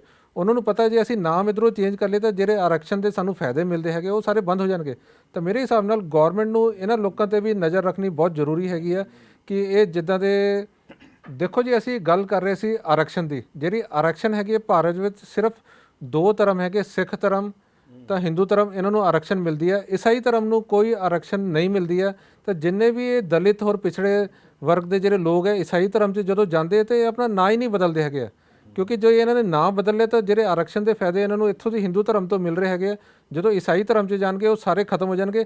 ਤਾਂ ਇਸ ਕਰਕੇ ਇਹਨਾਂ ਨੇ ਬਹੁਤ ਚਲਾਕੀ ਨਾਲ, ਤਾਂ ਮੇਰੇ ਹਿਸਾਬ ਨਾਲ ਗਵਰਨਮੈਂਟ ਨੂੰ ਇਹ ਸਟ੍ਰਿਕਟ ਐਕਸ਼ਨ ਲੈਣਾ ਚਾਹੀਦਾ ਕਿ ਇੱਦਾਂ ਦੇ ਲੋਕ ਜਿਹੜੇ ਕਨਵਰਟ ਹੋ ਰਹੇ ਆ ਉਹਨਾਂ ਦੇ ਆਫੀਸ਼ੀਅਲ ਜਾਂ ਪ੍ਰੋਪਰ ਇੱਕ ਡਾਕੂਮੈਂਟੇਸ਼ਨ ਦੇ ਥਰੂ ਇਹ ਕਨਵਰਟ ਹੋਣੇ ਚਾਹੀਦੇ, ਨਾ ਕਿ ਤੁਸੀਂ ਇੱਦਾਂ ਹੀ ਜਾ ਕੇ ਕਿਤੇ ਵੀ ਜਾ ਰਹੇ ਹੈਗੇ ਆ, ਕਿਉਂਕਿ ਇਹ ਲੋਕਾਂ 'ਚ ਵੀ ਇੱਕ ਗਲਤ ਮੈਸੇਜ ਜਾ ਰਿਹਾ ਹੈਗਾ। ਕਮਿਊਨਿਟੀ ਵੀ ਸਾਰੀ ਖਰਾਬ ਹੋ ਰਹੀ ਹੈ, ਹਿੰਦੂ ਕਮਿਊਨਿਟੀ ਹੋ ਗਈ ਜਾਂ ਸਿੱਖ ਕਮਿਊਨਿਟੀ, ਸਾਰਿਆਂ 'ਤੇ ਪ੍ਰੈਸ਼ਰ ਇਸ ਲਈ ਪਿਆ ਹੋਇਆ ਕਿ ਅਸੀਂ ਆਪਣੇ ਜਿਹੜੇ ਬੰਦੇ ਹੈਗੇ ਉਹਨਾਂ ਨੂੰ ਕਿੱਦਾਂ ਰੋਕਣਾ ਹੈਗਾ, ਤਾਂ ਆਪਣੇ ਬੱਚਿਆਂ ਨੂੰ ਕਿੱਦਾਂ ਰੋਕਣਾ ਕਿ ਉਹ ਕਿਹੜੇ ਧਰਮ 'ਚ ਜਾਣ ਵਾਸਤੇ। ਸਾਡੇ ਨਾਲ ਜਦੋਂ ਸਵਾਲ ਕਰਦੇ ਆ ਕਿ ਪਾਪਾ ਆਹ ਦੇਖੋ ਆਹ ਸਰਦਾਰ ਇਹ ਕੀ ਹੈਗਾ, ਇਹ ਸਰਦਾਰ ਆ ਜਾਂ ਪਾਦਰੀ ਹੈਗਾ, ਸਾਡੇ ਕੋਲ ਕੋਈ ਜਵਾਬ ਨਹੀਂ ਹੁੰਦੇ ਕਿ ਸਾਡੀ ਕੌਮ ਇੰਨੀ ਡਾਊਨ ਹੋ ਗਈ ਜਾਂ ਹਿੰਦੂ ਧਰਮ ਜਾਂ ਸਿੱਖ ਧਰਮ 'ਚ ਕਿ ਲੋਕਾਂ ਨੂੰ ਹੁਣ ਦੂਸਰੇ ਧਰਮਾਂ 'ਚ ਜਾਣਾ ਪੈ ਰਿਹਾ ਹੈਗਾ। ਹਾਂ ਬਿਲਕੁਲ, ਦੇਖੋ ਮੈਂ ਜਦੋਂ ਗਿਆਨੀ ਹਰਪ੍ਰੀਤ ਸਿੰਘ ਜੀ ਨੇ ਇਹ ਬਿਆਨ ਦਿੱਤਾ ਜਥੇਦਾਰ ਅਕਾਲ ਤਖਤ ਸਾਹਿਬ ਦੇ, ਉਹਨਾਂ ਨੇ ਕਿਹਾ ਸੀਗਾ ਕਿ ਇਹ ਧੱਕੇ ਨਾਲ ਬਣਾਉਣ ਦੀ, ਬਕਾਇਦਾ ਉਹਨਾਂ ਨੇ ਅੰਕੜੇ ਜਾਰੀ ਕੀਤੇ ਸੀ। ਉਹਨਾਂ ਕਿਹਾ ਕਿ ਜਿਹੜੀ 2011 ਦੀ ਸੈਂਸਸ ਦੇ ਹਿਸਾਬ ਨਾਲ ਇਹਨਾਂ ਦੀ ਜਿਹੜੀ ਜਨਸੰਖਿਆ ਸੀਗੀ ਨਾ 3,48,230 ਕੰਪਲੀਟ ਜਿਹੜਾ ਡਾਟਾ ਉਹਨਾਂ ਨੇ ਦੱਸਿਆ ਸੀਗਾ ਕਿ ਇਹ ਸੀਗੀ। ਅਤੇ ਹੁਣ ਜਿਹੜੀ ਇਹਨਾਂ ਦੀ ਜਨਸੰਖਿਆ ਉਹ ਬਹੁਤ ਤੇਜ਼ੀ ਨਾਲ ਵੱਧ ਰਹੀ ਹੈ। ਜਦੋਂ ਅਗਲੀ ਜਨਸੰਖਿਆ ਦੀ ਸੈਂਸਸ ਹੋਣਾ ਆ, ਹੁਣ ਆਉਣ ਵਾਲਾ ਹੀ ਹੈ, ਕਿਉਂਕਿ 10 ਸਾਲ ਬਾਅਦ ਹੁੰਦਾ, ਆਉਣ ਵਾਲਾ ਹੀ ਹੈ, ਅਤੇ ਉਹ ਆਊਗਾ ਅਤੇ ਇੱਕ ਹੈਰਾਨੀਜਨਕ ਜਿਹੜੇ ਆ ਨਾ ਉਹ ਅੰਕੜੇ ਪੇਸ਼ ਕੀਤੇ ਜਾਣਗੇ, ਕਿਉਂਕਿ ਸਿੱਖ ਜਿਹੜੇ ਖਾਸ ਕਰਕੇ ਹਿੰਦੂ ਤਾਂ ਕਨਵਰਟ ਕੀਤੇ ਹੀ ਜਾ ਰਹੇ ਸੀ, ਕਿਉਂਕਿ ਹਿੰਦੂਆਂ ਦੀ ਵੀ ਜਿੱਦਾਂ ਕੋਈ ਖਾਸ ਚਿੰਨ੍ਹ ਨਹੀਂ ਹੈ ਜਿੱਤੋਂ ਹਿੰਦੂ ਨੂੰ ਕਿਹਾ ਜਾ ਸਕੇ ਕਿ ਇਹ ਹਿੰਦੂ ਹੈ, ਜਾਂ ਹਿੰਦੂ ਤਾਂ ਇੱਕ ਧਰਮ ਹੈ, ਉਹਦੇ 'ਚ ਸਰਨੇਮ ਕੋਈ ਵੀ ਕਈ ਹੋ ਸਕਦੇ ਆ। ਸਿੱਖਾਂ 'ਚ ਤਾਂ ਸਿੱਧਾ ਹੀ ਸਿੰਘ ਹੈ ਔਰ ਪਗੜੀ ਧਾਰੀ ਨੇ। ਸਾਡੀ ਸਿੱਖਾਂ ਦੀ ਪਰਸਨੈਲਿਟੀ ਹੈ ਜਾਂ ਹਿੰਦੂਆਂ ਦੀ ਪਰਸਨੈਲਿਟੀ ਹੈ, ਤੁਸੀਂ ਦੇਖ ਕੇ ਬੰਦਾ ਇੱਕ ਵਾਰ ਸਿੱਧਾ ਕਹਿ ਦਿੰਦਾ। ਹੁਣ ਜਿਹੜੇ ਨੇਪਾਲ ਤੋਂ ਆਉਂਦੇ ਤੁਸੀਂ ਉਹਨੂੰ ਦੇਖ ਕੇ ਕਹਿ ਦੋਗੇ ਨੇਪਾਲੀ ਆ, ਜਾਂ ਮਦਰਾਸ ਤੋਂ ਕੋਈ ਆਊਗਾ ਉਹਨਾਂ ਦੀ ਸ਼ਕਲ ਦੇਖ ਕੇ ਤੁਹਾਨੂੰ ਪਤਾ ਲੱਗਦਾ। ਬਟ ਜਿਹੜੇ ਈਸਾਈ ਆ ਉਹ ਕਿਸੇ ਨੂੰ ਤੁਸੀਂ ਆਇਡੈਂਟੀਫਾਈ ਕਰ ਹੀ ਨਹੀਂ ਸਕਦੇ ਕਿ ਇਹ ਈਸਾਈ ਹੈਗਾ ਆ। ਹੋਰ ਸਾਰਿਆਂ ਨਾਲੋਂ ਵੱਡੀ ਗੱਲ ਜਿਹੜੀ ਨਿਕਲ ਕੇ ਆ ਰਹੀ ਕਿ ਪੰਜਾਬ 'ਚ ਇਸ ਵੇਲੇ 65,000 ਪਦਾਰੀ ਆ। ਇਹ ਦੇਖੋ ਜੀ 14 ਸਾਲ ਪਹਿਲਾਂ ਇਹ ਸੰਖਿਆ ਇਹਨਾਂ ਦੀ 3 ਸੀ, ਅੱਜ 3 ਤੋਂ 3 ਲੱਖ ਦੇ ਉੱਤੇ ਪਹੁੰਚ ਗਈ ਆ। ਤੇ ਸੋਚਣ ਵਾਲੀ ਗੱਲ ਹੈ ਕਿ ਇੰਨੀ ਜ਼ਬਰਦਸਤ ਗਰੋਥ ਇਹਨਾਂ ਨੇ ਕਿੱਦਾਂ ਲੈ ਲਈ ਹੈਗੀ ਆ। ਦੇਖੋ ਪੰਜਾਬ ਦੇ ਵਿੱਚ ਜਿਹੜੇ ਅੰਕੜੇ ਪੇਸ਼ ਕੀਤੇ ਗਏ ਸੀ ਨਾ ਪਿਛਲੇ ਦਿਨਾਂ ਦੇ ਵਿੱਚ 2011 ਦੀ ਸੈਂਸਸ ਦੇ ਹਿਸਾਬ ਨਾਲ, ਤੇ ਉਹਨਾਂ ਲਿਖਿਆ ਗਿਆ ਕਿ ਜਿਹੜੀ ਪੰਜਾਬ ਦੀ ਆਬਾਦੀ ਜਿਹੜੀ ਸੀਗੀ ਉਹ 2.77 ਕਰੋੜ, ਇਹ 2011 ਦੀ ਜਨਸੰਖਿਆ ਪੂਰੇ ਪੰਜਾਬ ਦੀ ਆਬਾਦੀ ਦੱਸੀ। ਕੁੱਲ ਆਬਾਦੀ ਸਿੱਖਾਂ ਦੀ ਸੰਖਿਆ ਉਹਨਾਂ ਨੇ ਦੱਸੀ ਸੀਗੀ 57.7%, ਜਦਕਿ ਈਸਾਈਆਂ ਦੀ ਆਬਾਦੀ ਉਹਨਾਂ ਨੇ ਦੱਸੀ ਸੀ 1.3%, ਸਿਰਫ 1.3%। ਅਤੇ ਜਿਹੜੀ ਉਹਨਾਂ ਨੇ ਦੱਸਿਆ ਸੀ ਕਿ 20 ਜ਼ਿਲ੍ਹਿਆਂ ਦੇ ਵਿੱਚ 16 'ਚ ਸਿੱਖ ਬਹੁ ਸੰਖਿਅਕ ਨੇ, ਕਿਉਂਕਿ ਪੰਜਾਬ ਹੈ, ਪਗੜੀ ਧਾਰੀ ਲੋਕ ਜ਼ਿਆਦਾ ਨੇ। 16 'ਚ ਫਿਰ ਉਹਨਾਂ ਦੱਸਿਆ ਕਿ ਜਿਹੜੇ 4 ਹਿੰਦੂ ਇੱਦਾਂ ਦੇ ਜ਼ਿਲ੍ਹੇ ਜਿੱਥੇ ਹਿੰਦੂਆਂ ਦਾ ਜ਼ਿਆਦਾ ਹਿੰਦੂਆਂ ਦੀ ਗਿਣਤੀ ਹੈਗੀ ਹੈ। ਇਹ 11 ਦੀ ਜਿਹੜੀ ਸੈਂਸਸ ਸੀ ਆ ਜਨਸੰਖਿਆ ਦੀ ਗਿਣਤੀ ਜਿਹੜੀ ਸੀਗੀ ਉਹ ਦੱਸਦੀ ਸੀ ਅੰਕੜੇ। ਅਤੇ ਹੁਣ ਜਿਹੜੇ ਇਹਦੇ 'ਚ ਮੁਸਲਮਾਨਾਂ ਦੀ ਆਬਾਦੀ ਵੀ ਤਕਰੀਬਨ ਜਿਹੜੀ ਕ੍ਰਿਸ਼ਨਾ ਦੇ ਬਰਾਬਰ ਹੀ ਦੱਸੀ ਗਈ ਹੈ। ਉੱਥੇ 1.3 ਹੈ, ਇੱਥੇ 1.9 ਹੈ। ਮੁਸਲਿਮ ਜਿਹੜੇ 1.9 ਸੀਗੇ। 2001 ਦੀ ਗਣਨਾ ਦੇ ਮੁਤਾਬਕ ਉਹਨਾਂ ਨੇ ਕਿਹਾ ਸੀਗਾ ਕਿ ਪੰਜਾਬ 'ਚ ਸਿੱਖਾਂ ਦਾ ਪ੍ਰਤੀਸ਼ਤ ਜਿਹੜਾ ਹੈਗਾ ਨਾ ਉਹ 59.9 ਤੋਂ ਘਟ ਗਿਆ। ਉਹ ਘਟ ਰਿਹਾ, ਮੈਨੂੰ ਲੱਗਦਾ ਜਦੋਂ ਹੁਣ ਲੇਟੈਸਟ ਆਊਗਾ ਤਾਂ 55 ਤੋਂ ਵੀ ਥੱਲੇ ਚੱਲ ਜਾਣਾ। ਹਾਂ, ਬਸ ਇਹ ਚਿੰਤਾ ਦਾ ਵਿਸ਼ਾ। ਇਸੇ ਕਰਕੇ ਜਿਹੜੇ ਧਾਰਮਿਕ ਜਿਹੜੇ ਨੇਤਾ ਨੇ ਉਹਨਾਂ ਨੂੰ ਵੀ ਇਸ ਨੂੰ ਬੜੀ ਗੰਭੀਰਤਾ ਨਾਲ ਲੈਣਾ ਪੈ ਰਿਹਾ, ਔਰ ਜਿਹੜੇ ਸਿਆਸੀ ਲੀਡਰ ਹੈ ਉਹਨਾਂ ਨੂੰ ਵੀ ਬੜੀ ਗੰਭੀਰਤਾ ਨਾਲ ਇਸ ਗੱਲ ਨੂੰ ਲੈਣਾ ਪੈ ਰਿਹਾ। ਦੇਖੋ ਜੀ ਅੰਮ੍ਰਿਤਸਰ ਜਿੱਥੇ ਸਵਰਨ ਮੰਦਿਰ ਵੀ ਹੈਗਾ, ਉੱਥੇ ਇੱਕ ਪਿੰਡ ਹੈਗਾ ਸੈਸਰਾ, ਸਕਰੀ ਗਲੀਆਂ, ਉੱਥੇ ਚਰਚ ਦਾ ਬਹੁਤ ਨਾਮ ਚੱਲਿਆ ਹੋਇਆ। ਉੱਥੇ ਇੱਕ ਪਾਦਰੀ ਹੈਗਾ ਗੁਰਨਾਮ ਸਿੰਘ, ਉਹ ਜਿਹੜਾ ਪੁਲਿਸ ਕਰਮੀ ਹੈਗਾ ਜੀ। ਗੁਰਨਾਮ ਸਿੰਘ ਦਾ ਦਾਅਵਾ ਕਿ ਉਹ ਚਰਚ ਵਿੱਚ ਜਾ ਕੇ ਪ੍ਰਾਰਥਨਾ ਕਰਦਾ, ਲੇਕਿਨ ਸਵਾਲ ਇਹ ਉੱਠਦਾ ਕਿ ਜੇ ਉਹ ਪ੍ਰਾਰਥਨਾ ਕਰਦਾ ਤਾਂ ਇੰਨੇ ਲੋਕੀ ਕਿੱਦਾਂ ਜੁੜੇ ਜਾਂਦੇ ਆ।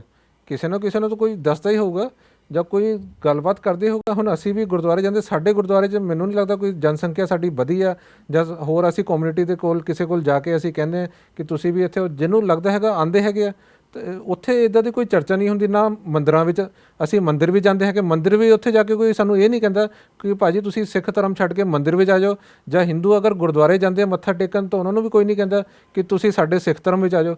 ਉਹ ਹਰੇਕ ਦੀ ਆਪਣੀ ਮਨ ਦੀ ਇੱਛਾ ਹੋਏਗੀ, ਉਹ ਕੌਣ ਕਿਹਨੂੰ ਕੀ ਚੰਗਾ ਲੱਗਦਾ। ਤੁਸੀਂ ਆਪਣੇ ਧਰਮ 'ਚ ਰਹਿ ਕੇ ਵੀ ਦੂਸਰੇ ਧਰਮ ਵਿੱਚ ਆਦਰ ਕਰ ਸਕਦੇ ਆ, ਹੈ ਨਾ, ਸਨਮਾਨ ਕਰ ਸਕਦੇ। ਤੁਹਾਨੂੰ ਇੱਦਾਂ ਦੀ ਕੋਈ ਦਿੱਕਤ ਨਹੀਂ ਕਿ ਤੁਹਾਨੂੰ ਕਨਵਰਟ ਕਰਕੇ ਹੀ ਉੱਥੇ ਜਾ ਕੇ ਤੁਸੀਂ ਕੀ ਕਰਨਾ ਹੈਗਾ, ਕੀ ਕਰਦੇ ਹੈਗੇ, ਇਹ ਤਾਂ ਸਮਝ ਤੋਂ ਬਾਹਰ ਆ।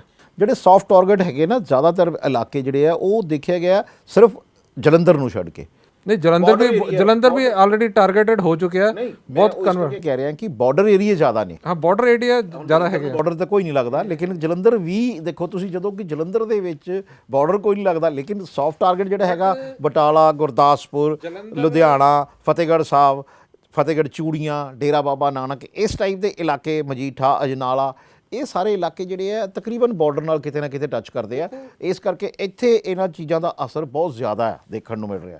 ਦੇਖੋ ਜੀ ਜਲੰਧਰ ਦਾ ਨਾਮ ਹੈ ਇਸ ਕਰਕੇ ਲੈ ਰਹੇ ਹਾਂ ਕਿ ਜਲੰਧਰ ਇੱਥੇ ਹਿੰਦੂ ਧਰਮ ਦੀ ਵੀ ਸ਼ਕਤੀਪੀਠ ਹੈਗੀ ਆ, ਦੇਵੀ ਤਲਾਬ ਮੰਦਿਰ, ਹੋਰ ਵੀ ਕਈ ਮੰਦਿਰ ਹੈਗੇ ਇੱਥੇ, ਬਹੁਤ ਹੈਗੀ ਗਿਣਤੀ, ਇਹ ਨਹੀਂ ਹੈਗੀ ਆ। ਦੇਖੋ ਇੱਕ ਕੱਪੜਾ ਵਪਾਰੀ ਹੈਗੇ ਆ, ਉਹਨਾਂ ਸੁਖਵਿੰਦਰ ਸਿੰਘ ਨਾਮ ਹੈ, ਦੇਖੋ ਜੀ ਨਾਮ ਸੁਖਵਿੰਦਰ ਸਿੰਘ ਹੈ, ਅਤੇ ਉਹਨਾਂ ਨੇ ਕਿਹਾ ਹੈ ਕਿ ਬਾਕਾਇਦਾ ਕਿ ਮੈਂ ਆਪਣੀ ਮਰਜ਼ੀ ਨਾਲ ਕ੍ਰਿਸਚਨ ਬਣਿਆ, ਕਿਉਂਕਿ ਮੈਨੂੰ ਲੱਗਾ ਕਿ ਹਾਲਾਂਕਿ ਪਗੜੀਧਾਰੀ ਸੀ ਉਹ, ਕਹਿੰਦਾ ਅੱਜ ਵੀ ਮੇਰਾ ਬਾਕੀ ਪਰਿਵਾਰ ਪਗੜੀਧਾਰੀ ਹੈ।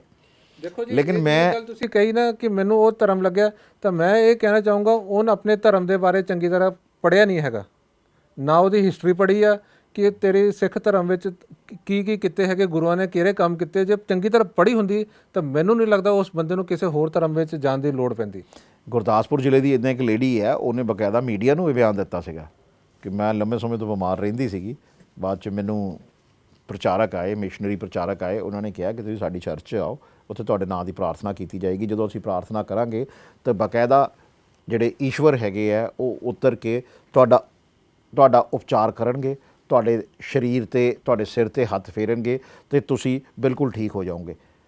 ਇਸ ਤਰ੍ਹਾਂ ਦੀ ਜਿਹੜੀ ਮੋਹਕ ਗੱਲਾਂ ਜਿਹਨੂੰ ਆਪਾਂ ਕਿਹਾ ਜਾ ਸਕਦਾ, ਖਿੱਚਵੀਆਂ ਗੱਲਾਂ ਉਹਦੇ ਨਾਲ ਕੀਤੀਆਂ, ਔਰ ਬਾਈ ਚਾਂਸ ਜਾਂ ਕਹਿ ਲਓ ਜਾਂ ਉਸ ਲੇਡੀ ਦਾ ਜਿਹੜੀਆਂ ਦਵਾਈਆਂ ਚੱਲ ਰਹੀਆਂ ਸੀਗੀਆਂ ਉਹਦੇ ਕਰਕੇ ਉਹ ਠੀਕ ਹੋਣਾ ਸ਼ੁਰੂ ਹੋ ਗਈ, ਅਤੇ ਉਹਨੂੰ ਇਹ ਲੱਗਾ ਕਿ ਮੈਂ ਸ਼ਾਇਦ ਚਰਚ ਆਉਣ ਨਾਲ ਠੀਕ ਹੋਈਆਂ, ਤਾਂ ਉਹ ਈਸਾਈ ਬਣ ਗਈ, ਜਦ ਕਿ ਉਹਦਾ ਪੂਰਾ ਸਹੁਰਾ ਪਰਿਵਾਰ ਔਰ ਉਹਦਾ ਜਿਹੜਾ ਪੇਕਾ ਪਰਿਵਾਰ ਹੈ ਸਾਰੇ ਹੀ ਸਿੱਖ ਨੇ, ਪਗੜੀਧਾਰੀ ਨੇ ਉਹ ਸਾਰੇ। ਦੇਖੋ ਜੀ ਇਹਦੇ ਵਿੱਚ ਇੱਕ ਗੱਲ ਹੋਰ ਨਿਕਲ ਕੇ ਆਉਂਦੀ ਹੈ, ਇਹ ਜਿੰਨੇ ਪਾਖੰਡ ਹੈਗੇ ਆਪਣੇ ਭਾਰਤ ਵਿੱਚ ਹੀ ਆ।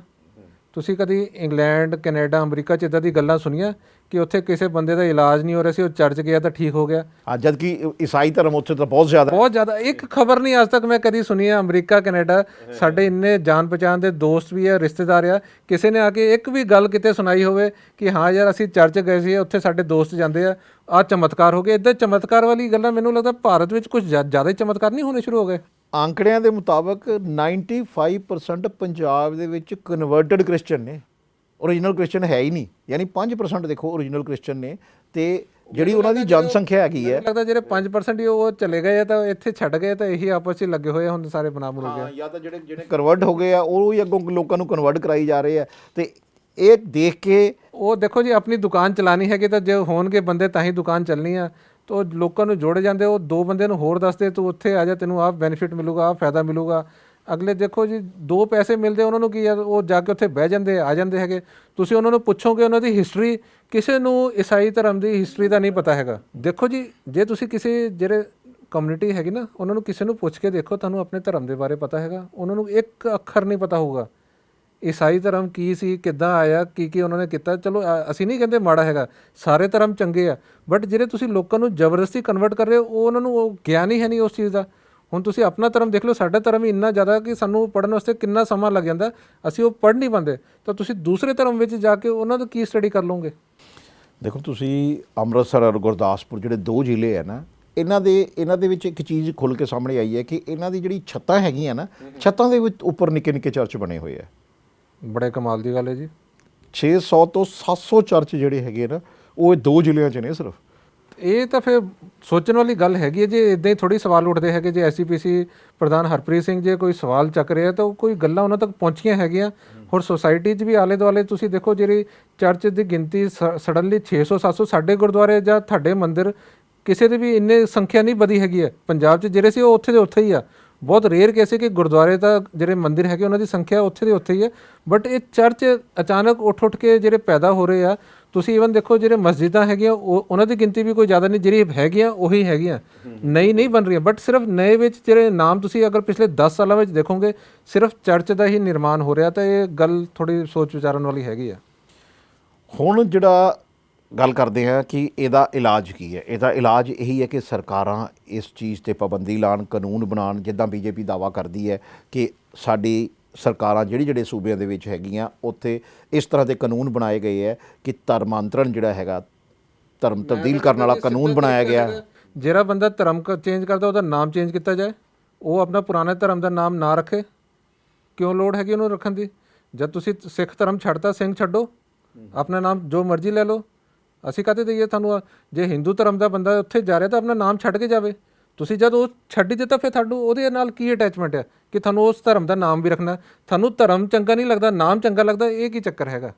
ਦੇਖੋ, ਸਰਕਾਰਾਂ ਇਨੀਸ਼ੀਏਟਿਵ ਸ਼ਾਇਦ ਇਸ ਕਰਕੇ ਜਿਹੜੀਆਂ ਸਟੇਟ ਗਵਰਨਮੈਂਟਸ ਜਿਹੜੀਆਂ ਉਹ ਇਸ ਕਰਕੇ ਇਨੀਸ਼ੀਏਟਿਵ ਨਹੀਂ ਲੈਂਦੀਆਂ ਕਿਉਂਕਿ ਕੁਝ ਜ਼ਿਲ੍ਹੇ ਅਜਿਹੇ ਹੈਗੇ ਪੰਜਾਬ ਦੇ ਵਿੱਚ, ਖਾਸ ਕਰਕੇ ਕੁਝ ਜ਼ਿਲ੍ਹੇ ਅਜਿਹੇ ਹੈਗੇ ਆ। ਗੁਰਦਾਸਪੁਰ ਦੇ ਵਾਲੀ ਸਾਈਡ 'ਤੇ ਚਲੇ ਜਾਓ ਤੁਸੀਂ, ਬਟਾਲਾ ਔਰ ਅੰਮ੍ਰਿਤਸਰ ਦੇ ਕੁਝ ਜ਼ਿਲ੍ਹੇ ਇੱਦਾਂ, ਅੰਮ੍ਰਿਤਸਰ ਜ਼ਿਲ੍ਹੇ ਦੇ ਕੁਝ ਇੱਦਾਂ ਦੇ ਪਿੰਡ ਹੈਗੇ ਜਿੱਥੇ ਜਿਹੜੇ ਈਸਾਈ ਹੈ ਨਾ ਉਹ ਵੱਧ ਤੋਂ ਵੱਧ ਵੋਟਰ ਨੇ, ਯਾਨੀ ਉਹਨਾਂ ਦੀ ਗਿਣਤੀ ਬਹੁਤ ਜ਼ਿਆਦਾ ਹੈ। ਕੋਈ ਵੀ ਸਰਕਾਰ ਜਾਂ ਕੋਈ ਵੀ ਸਿਆਸੀ ਪਾਰਟੀ ਜਿਹੜੀ ਆ ਉਹ ਵੋਟ ਬੈਂਕ ਆਪਣਾ ਜਿਹੜਾ ਉਹ ਗਵਾਉਣਾ ਨਹੀਂ ਚਾਹੁੰਦੀ। ਸ਼ਾਇਦ ਇਸੇ ਕਰਕੇ ਇਹ ਲੋਕ ਇਸ ਚੀਜ਼ ਨੂੰ ਸੀਰੀਅਸਲੀ ਨਹੀਂ ਲੈਂਦੇ। ਦੇਖੋ ਜੀ, ਮੈਨੂੰ ਇੱਕ ਗੱਲ ਹੋਰ ਲੱਗਦੀ ਹੈ ਕਿ ਇਹ ਦੇਖੋ ਟਾਰਗੇਟ ਜੇ ਉਹਨਾਂ ਨੇ ਕੀਤਾ ਤਾਂ ਬਹੁਤ ਸੋਚ ਸਮਝ ਕੇ। ਇੱਕ ਆਪਾਂ ਜਦੋਂ ਕਹਿੰਦੇ ਨਾ ਕਿ ਕੋਈ ਸਰਵੇ ਕੀਤਾ ਜਾਂਦਾ ਕਿਸੇ ਚੀਜ਼ ਦਾ, ਜਿਹੜੇ ਬਾਰਡਰ ਦੇ ਇਲਾਕੇ ਹੈਗੇ ਉੱਥੇ ਕਾਫੀ ਗਰੀਬ ਤਬਕੇ ਦੇ ਲੋਕ ਹੈ। ਦੇਖੋ ਉਹਨਾਂ ਦੀ ਜ਼ਮੀਨਾਂ ਵੀ ਇੱਕ ਬਾਰਡਰ 'ਤੇ ਲੱਗਣ ਕਰਕੇ ਸਰਕਾਰ ਲੈ ਲੈਂਦੀ ਹੈਗੀ। ਉੱਥੇ ਤੁਸੀਂ ਖੇਤੀਬਾੜੀ ਜ਼ਿਆਦਾ ਨਹੀਂ ਕਰ ਸਕਦੇ, ਹੋਰ ਉੱਥੇ ਜੌਬ ਓਪਰਚੁਨਿਟੀ ਵੀ ਬਹੁਤ ਘੱਟ ਆ। ਤੇ ਇਹ ਤਾਂ ਜਾਂ ਤਾਂ ਗੌਰਮੈਂਟ ਉਹਨਾਂ ਨੂੰ ਇੱਦਾਂ ਦੀ ਫੈਸਿਲਿਟੀ ਦੇਵੇ ਕਿ ਉਹਨਾਂ ਨੂੰ ਇੱਦਾਂ ਦੇ ਕੰਮ ਕਰਨ ਨਾ ਪੈਣ। ਉਹ ਉੱਦਾਂ ਦੀ ਬੈਨੀਫਿਟ ਜਿਹੜੀ ਸੁਸਾਇਟੀ ਤਾਂ ਗੌਰਮੈਂਟ ਹੈਗੀ ਆ, ਲੋਕਲ ਗੌਰਮੈਂਟ ਕਹਿ ਲਈ ਜਾਂ ਸੈਂਟਰਲ ਗੌਰਮੈਂਟ ਆ, ਉਨੀ ਮਦਦ ਜਿੰਨੀ ਉਹ ਮੰਗਦੇ ਹੈਗੇ ਉਹ ਨਹੀਂ ਮਿਲ ਰਹੀ ਆ। ਇਸ ਕਰਕੇ ਜਦੋਂ ਕੋਈ ਤੀਸਰਾ ਬੰਦਾ ਬਾਹਰੋਂ ਆ ਕੇ ਉਹਨਾਂ ਨੂੰ ਕੋਈ ਲਾਲਚ ਦਿੰਦਾ ਕਿ ਅਸੀਂ ਤੁਹਾਡੀ ਫੈਮਿਲੀ ਦੇ, ਤੁਹਾਡੇ ਬੱਚਿਆਂ ਦੀ ਪੜ੍ਹਾਈ ਲਿਖਾਈ, ਤੁਹਾਨੂੰ ਖਾਣ ਪੀਣ 'ਚ ਕੋਈ ਦਿੱਕਤ ਨਹੀਂ ਆਊਗੀ, ਤਾਂ ਉਹ ਬੰਦਾ ਫਿਰ ਆਪਣੇ ਆਪ ਨੂੰ ਰੋਕ ਨਹੀਂ ਪਾਉਂਦਾ, ਉਹ ਜੁੜੂਗਾ। ਹਾਂ ਬਿਲਕੁਲ, ਜਦੋਂ ਬਾਰਡਰ ਏਰੀਆ ਦੇ ਜਿਹੜੇ ਪਿੰਡ ਹੈਗੇ ਤੁਸੀਂ ਉੱਥੇ ਜਾ ਕੇ ਦੇਖੋ। ਤੁਸੀਂ ਇੱਕ ਹੁਸੈਨੀ ਵਾਲਾ ਜਿੱਥੇ ਬਾਰਡਰ ਹੈ ਉਸ ਦੇ ਨਾਲ ਇੱਕ ਪਿੰਡ ਹੈਗਾ ਜਿੱਥੇ ਜਾਣ ਦਾ ਰਾਹ ਹੀ ਨਹੀਂ ਹੈਗਾ। ਉੱਥੇ ਉੱਤੇ ਬੋਟ ਦੇ ਥਰੂ ਹੀ ਜਾਇਆ ਜਾਂਦਾ। ਕਿਸ਼ਤੀ ਹੈਗੀ ਆ ਲੱਗੀ ਹੋਈ, ਕਿਸ਼ਤੀ ਦੇ ਉੱਪਰ ਇੱਕ ਤਾਰ ਬੰਨੀ ਹੋਈ ਆ ਆਰ ਪਾਰ। ਉਹ ਤਾਰ ਨੂੰ ਫੜ ਕੇ ਕਿਸ਼ਤੀ ਨੂੰ ਲੋਕ ਆਪ ਹੀ ਉੱਧਰੋਂ ਲੈ ਕੇ ਜਾਂਦੇ ਨੇ, ਇੱਧਰ ਨੂੰ ਲੈ ਕੇ ਆਉਂਦੇ ਨੇ। ਯਾਨੀ 8-8:30 ਵਜੇ ਤੋਂ ਬਾਅਦ 7 ਵਜੇ ਤੋਂ ਬਾਅਦ ਆਰਮੀ ਦੇ ਟਾਈਮਿੰਗ ਦੇ ਮੁਤਾਬਕ, ਜਿੱਦਾਂ ਆਰਮੀ ਨੇ ਟਾਈਮ ਉਹਨਾਂ ਨੂੰ ਦਿੱਤਾ ਹੋਇਆ, ਉਸ ਤੋਂ ਬਾਅਦ ਉਹ ਬੋਟ ਵੀ ਜਿਹੜੀ ਹੈ ਉਹ ਬੰਦ ਹੋ ਜਾਂਦੀ। ਯਾਨੀ ਰਾਤ ਬਰਾਤੇ ਜੇ ਉਸ ਪਿੰਡ ਦੇ ਵਿੱਚ ਕਿਸੇ ਤਰ੍ਹਾਂ ਦੀ ਕੋਈ ਲੋੜ ਪੈਂਦੀ ਹੈ, ਕੋਈ ਐਮਰਜੈਂਸੀ ਹੋ ਜਾਵੇ, ਤਾਂ ਕੋਈ ਸਾਧਨ ਜਿਹੜਾ ਆ ਉਹ ਆਉਣ ਨੂੰ ਨਹੀਂ ਹੈ। ਤੇ ਲੇਕਿਨ ਕੀ ਧਰਮ ਪਰਿਵਰਤਨ ਕਰ ਦੇਣ ਦੇ ਨਾਲ ਉਸ ਪਿੰਡ ਨੂੰ ਆਹ ਸਾਧਨ ਜਿਹੜੇ ਆ ਉਹ ਮੁਹੱਈਆ ਹੋ ਜਾਣਗੇ? ਨਹੀਂ ਜੀ, ਉਹ ਤਾਂ ਕੁਝ ਨਹੀਂ ਮਿਲਣੇ। ਬਟ ਇੱਕ ਹੈ ਕਿ ਉਹਨਾਂ ਨੂੰ ਫਾਈਨੈਂਸ਼ੀਅਲ ਸਪੋਰਟ ਜ਼ਰੂਰ ਮਿਲ ਜਾਊਗੀ। ਜਿਹੜੇ ਉਹਨਾਂ ਦੇ ਖਾਣ ਪੀਣ ਦੀ ਦਿੱਕਤਾਂ ਹੈਗੀਆਂ ਜਾਂ ਜਿਹੜੇ ਉਹਨਾਂ ਦੇ ਬੱਚੇ ਹੈਗੇ ਆ, ਉਹਨਾਂ ਨੂੰ ਜਿਹੜੇ ਵਧੀਆ ਸਕੂਲ ਜਾਣ ਨੂੰ ਮੌਕਾ ਨਹੀਂ ਮਿਲ ਰਿਹਾ। ਹੁਣ ਜਿੱਦਾਂ ਕ੍ਰਿਸਚਨ ਹੈ ਉਹ ਕਹਿੰਦੇ ਤੁਸੀਂ ਸਾਡੇ ਬੱਚੇ ਹੈਗੇ ਆ ਸਾਡੇ ਸਕੂਲਾਂ 'ਚ ਪੜ੍ਹਨ, ਸਾਨੂੰ ਕੀ ਜਿੱਥੇ 1000-1500 ਬੱਚਾ ਪੜ੍ਹ ਰਿਹਾ, ਜੇ 10-15 ਬੱਚੇ ਉਹਨਾਂ ਦੇ ਫ੍ਰੀ ਵੀ ਪੜ੍ਹ ਲੈਣਗੇ ਉਹਨਾਂ ਨੂੰ ਕੋਈ ਫਰਕ ਨਹੀਂ ਪੈ ਰਿਹਾ। ਬਟ ਉਹਨਾਂ ਨੂੰ ਪਤਾ ਕਿ ਇਹ ਜਿਹੜੇ ਫ੍ਰੀ ਪੜ੍ਹ ਰਹੇ ਆ ਇਹਨਾਂ ਨੇ ਅੱਗੇ ਹੋਰ 10 ਨੇ ਹੈਗੇ ਤਾਂ ਸਾਡੇ 10 ਬੰਦੇ ਹੋਰ ਜੁੜਨਗੇ, ਸਾਡੀ ਕੌਮ ਅੱਗੇ ਹੋਰ ਵਧੂਗੀ। ਤਾਂ ਉਹਨਾਂ ਦੀ ਸੋਚ ਬਹੁਤ ਡਿਫਰੈਂਟ ਆ। ਅਸੀਂ ਉਸ ਲੈਵਲ 'ਤੇ ਇੰਨਾ ਜ਼ਿਆਦਾ ਨਹੀਂ ਸੋਚਿਆ ਹੈਗਾ ਕਿ ਕਰਕੇ ਰਹੇ। ਬਿਲਕੁਲ, ਇੱਕ ਹੱਲ ਤਾਂ ਇਹਦਾ ਹੈ ਹੀ ਹੈ ਨਾ ਕਿ ਜਿੱਦਾਂ ਮੰਨ ਲਓ ਅੱਜ ਉਹਨਾਂ ਪਿੰਡਾਂ ਦੇ ਵਿੱਚ ਕਮਾਈ ਦੇ ਬਹੁਤਾ ਸਾਧਨ ਨਹੀਂ ਹੈਗੇ, ਸੀਮਤ ਪੈਸੇ ਹੁੰਦੇ ਲੋਕਾਂ ਕੋਲ, ਰੋਜ਼ ਦਾ ਰੋਜ਼ ਲਿਆਉਣਾ ਤੇ ਖਾਣਾ ਵਾਲਾ ਹਿਸਾਬ ਹੈ। ਤੇ ਮੌਸਮ ਖਰਾਬ ਹੋ ਗਿਆ, ਬਰਸਾਤ ਹੋ ਗਈ, ਨੁਕਸਾਨ ਹੋ ਗਿਆ, ਗੌਰਮੈਂਟ ਇੱਦਾਂ ਦੇ ਵੱਲ ਧਿਆਨ ਹੀ ਨਹੀਂ ਦਿੰਦੀ ਹੈ। ਤਾਂ ਜਦ ਦੇਖੋ ਜਿਹਨੂੰ ਤੁਸੀਂ ਧਿਆਨ ਨਹੀਂ ਦੋਗੇ ਉਹ ਤਬਕਾ ਜਿਹੜਾ ਹੈਗਾ ਕਿਸੇ ਨਾ ਕਿਸੇ ਪਾਸੇ 'ਤੇ ਜਾਊਗਾ, ਚਾਹੇ ਉਹ ਚੰਗਾ ਪਾਸਾ ਮਾੜਾ ਪਾਸਾ, ਉਹਨੇ ਇਹ ਨਹੀਂ ਦੇਖਣਾ। ਉਹਨੇ ਦੇਖਣਾ ਕਿ ਹਾਂ ਇੱਥੋਂ ਮੈਨੂੰ 2 ਪੈਸੇ ਆਉਂਦੇ ਤਾਂ ਮੈਂ ਆਹ ਜੁਆਇਨ ਕਰ ਲੈਂਦਾ ਹੈਗਾ। ਠੀਕ ਹੈ ਤੇਜਿੰਦਰ ਜੀ, ਅੱਜ ਦੀ ਆਪਣੀ ਜਿਹੜੀ ਚਰਚਾ ਆਪਾਂ ਇੱਥੇ ਸਮਾਪਤ ਕਰਦੇ ਹਾਂ। ਅੱਜ ਦੀ ਚਰਚਾ ਦੇ ਵਿੱਚ ਅਸੀਂ ਖਾਸ ਕਰਕੇ ਉਹਨਾਂ ਇਲਾਕਿਆਂ ਦੀ ਗੱਲਾਂ ਕੀਤੀਆਂ ਜਿਹੜੇ ਇਲਾਕੇ ਧਰਮਾਂਤਰਨ ਯਾਨੀ ਧਰਮ ਪਰਿਵਰਤਨ ਨਾਲ ਜ਼ਿਆਦਾ ਪ੍ਰਭਾਵਿਤ ਨੇ। ਪੰਜਾਬ ਦੇ ਜਿਹੜੇ ਕੁਝ ਜ਼ਿਲ੍ਹੇ ਬਾਰਡਰ ਦੇ ਨਾਲ ਲੱਗਦੇ ਨੇ, ਉਹਨਾਂ ਦੇ ਜਿਹੜੇ ਪਿੰਡ ਹੈਗੇ ਉਹ ਜ਼ਿਆਦਾ ਪ੍ਰਭਾਵਿਤ ਨੇ। ਉਹਨਾਂ ਪਿੰਡਾਂ ਦੀਆਂ ਅਸੀਂ ਗੱਲਾਂ ਕੀਤੀਆਂ। ਸਰਕਾਰਾਂ ਕੀ ਕਰਨਾ, ਸਰਕਾਰਾਂ ਦੀ ਡਿਊਟੀ ਕੀ ਬਣਦੀ ਹੈ, ਸਰਕਾਰ ਕੀ ਕਰੇ, ਇਹ ਤਾਂ ਸਰਕਾਰਾਂ ਦੇ ਸੋਚਣ ਦੀ ਗੱਲ ਹੈ। ਕਿਉਂਕਿ ਇਹ ਗੱਲ ਤਾਂ ਵਾਜਬ ਹੈ ਕਿ ਜੇ ਕੋਈ ਕਿਸੇ ਤਰ੍ਹਾਂ ਪਰੇਸ਼ਾਨ ਹੁੰਦਾ ਹੈ, ਆਰਥਿਕ ਤੌਰ 'ਤੇ ਪਰੇਸ਼ਾਨ ਹੁੰਦਾ ਜਾਂ ਕਿਸੇ ਹੋਰ ਤਰ੍ਹਾਂ ਪਰੇਸ਼ਾਨ ਹੁੰਦਾ ਕੋਈ ਪਰਿਵਾਰ, ਤੇ ਉਸ ਨੂੰ ਆਪਣੇ ਉਸ ਪਰਿਵਾਰ ਦੀ ਪਰੇਸ਼ਾਨੀ ਖਤਮ ਕਰਨ ਵਾਸਤੇ ਕੋਈ ਨਾ ਕੋਈ ਰਾਹ ਲੱਭਣਾ ਪੈਂਦਾ ਹੈ। ਤੇ ਉਸ ਰਾਹ ਲੱਭਣ ਦੇ ਫੈਸਲੇ ਦਾ ਫਾਇਦਾ ਉਠਾ ਕੇ ਇਹ ਜਿਹੜੇ ਧਰਮਾਂਤਰਾਂ ਦਾ ਕੰਮ ਹੋ ਰਿਹਾ ਤੇ ਇਸ ਨੂੰ ਰੋਕਣਾ ਸਰਕਾਰਾਂ ਦਾ ਕੰਮ ਹੈ। ਔਰ ਸਰਕਾਰਾਂ ਇਹ 'ਤੇ ਜੇ ਸਖਤੀ ਵਰਤਦੀਆਂ ਨੇ, ਜਿਵੇਂ ਕਿ ਬੀਜੇਪੀ ਦਾਅਵਾ ਕਰਦੀ ਹੈ ਕਿ ਸਾਡੀਆਂ ਸਰਕਾਰਾਂ ਜਿਹੜੀ ਸਟੇਟਸ ਦੇ ਵਿੱਚ ਨੇ ਉੱਥੇ ਅਸੀਂ ਕਾਨੂੰਨ ਬਣਾਏ ਹੋਏ ਆ ਔਰ ਬਹੁਤ ਸਖਤੀ ਕੀਤੀ ਹੋਈ ਹੈ, ਉੱਥੇ ਧਰਮਾਂਤਰਨ ਜਿਹੜਾ ਹੈ ਉਹ ਨਹੀਂ ਹੋ ਰਿਹਾ। ਇਹ ਦਾਅਵਾ ਹੈ ਬੀਜੇਪੀ ਦਾ। ਤੇ ਇਸੇ ਤਰ੍ਹਾਂ ਜੇ ਸਰਕਾਰਾਂ ਹੋਰ ਵੀ ਇਸ ਚੀਜ਼ ਦਾ ਇਨੀਸ਼ੀਏਟਿਵ ਲੈਂਦੀਆਂ, ਪਹਿਲ ਕਰਦੀਆਂ ਨੇ, ਤੇ ਇਸ ਨੂੰ ਰੋਕਿਆ ਜਾ ਸਕਦਾ ਹੈ। ਹੁਣ ਇਜਾਜ਼ਤ ਦਿਓ, ਧੰਨਵਾਦ।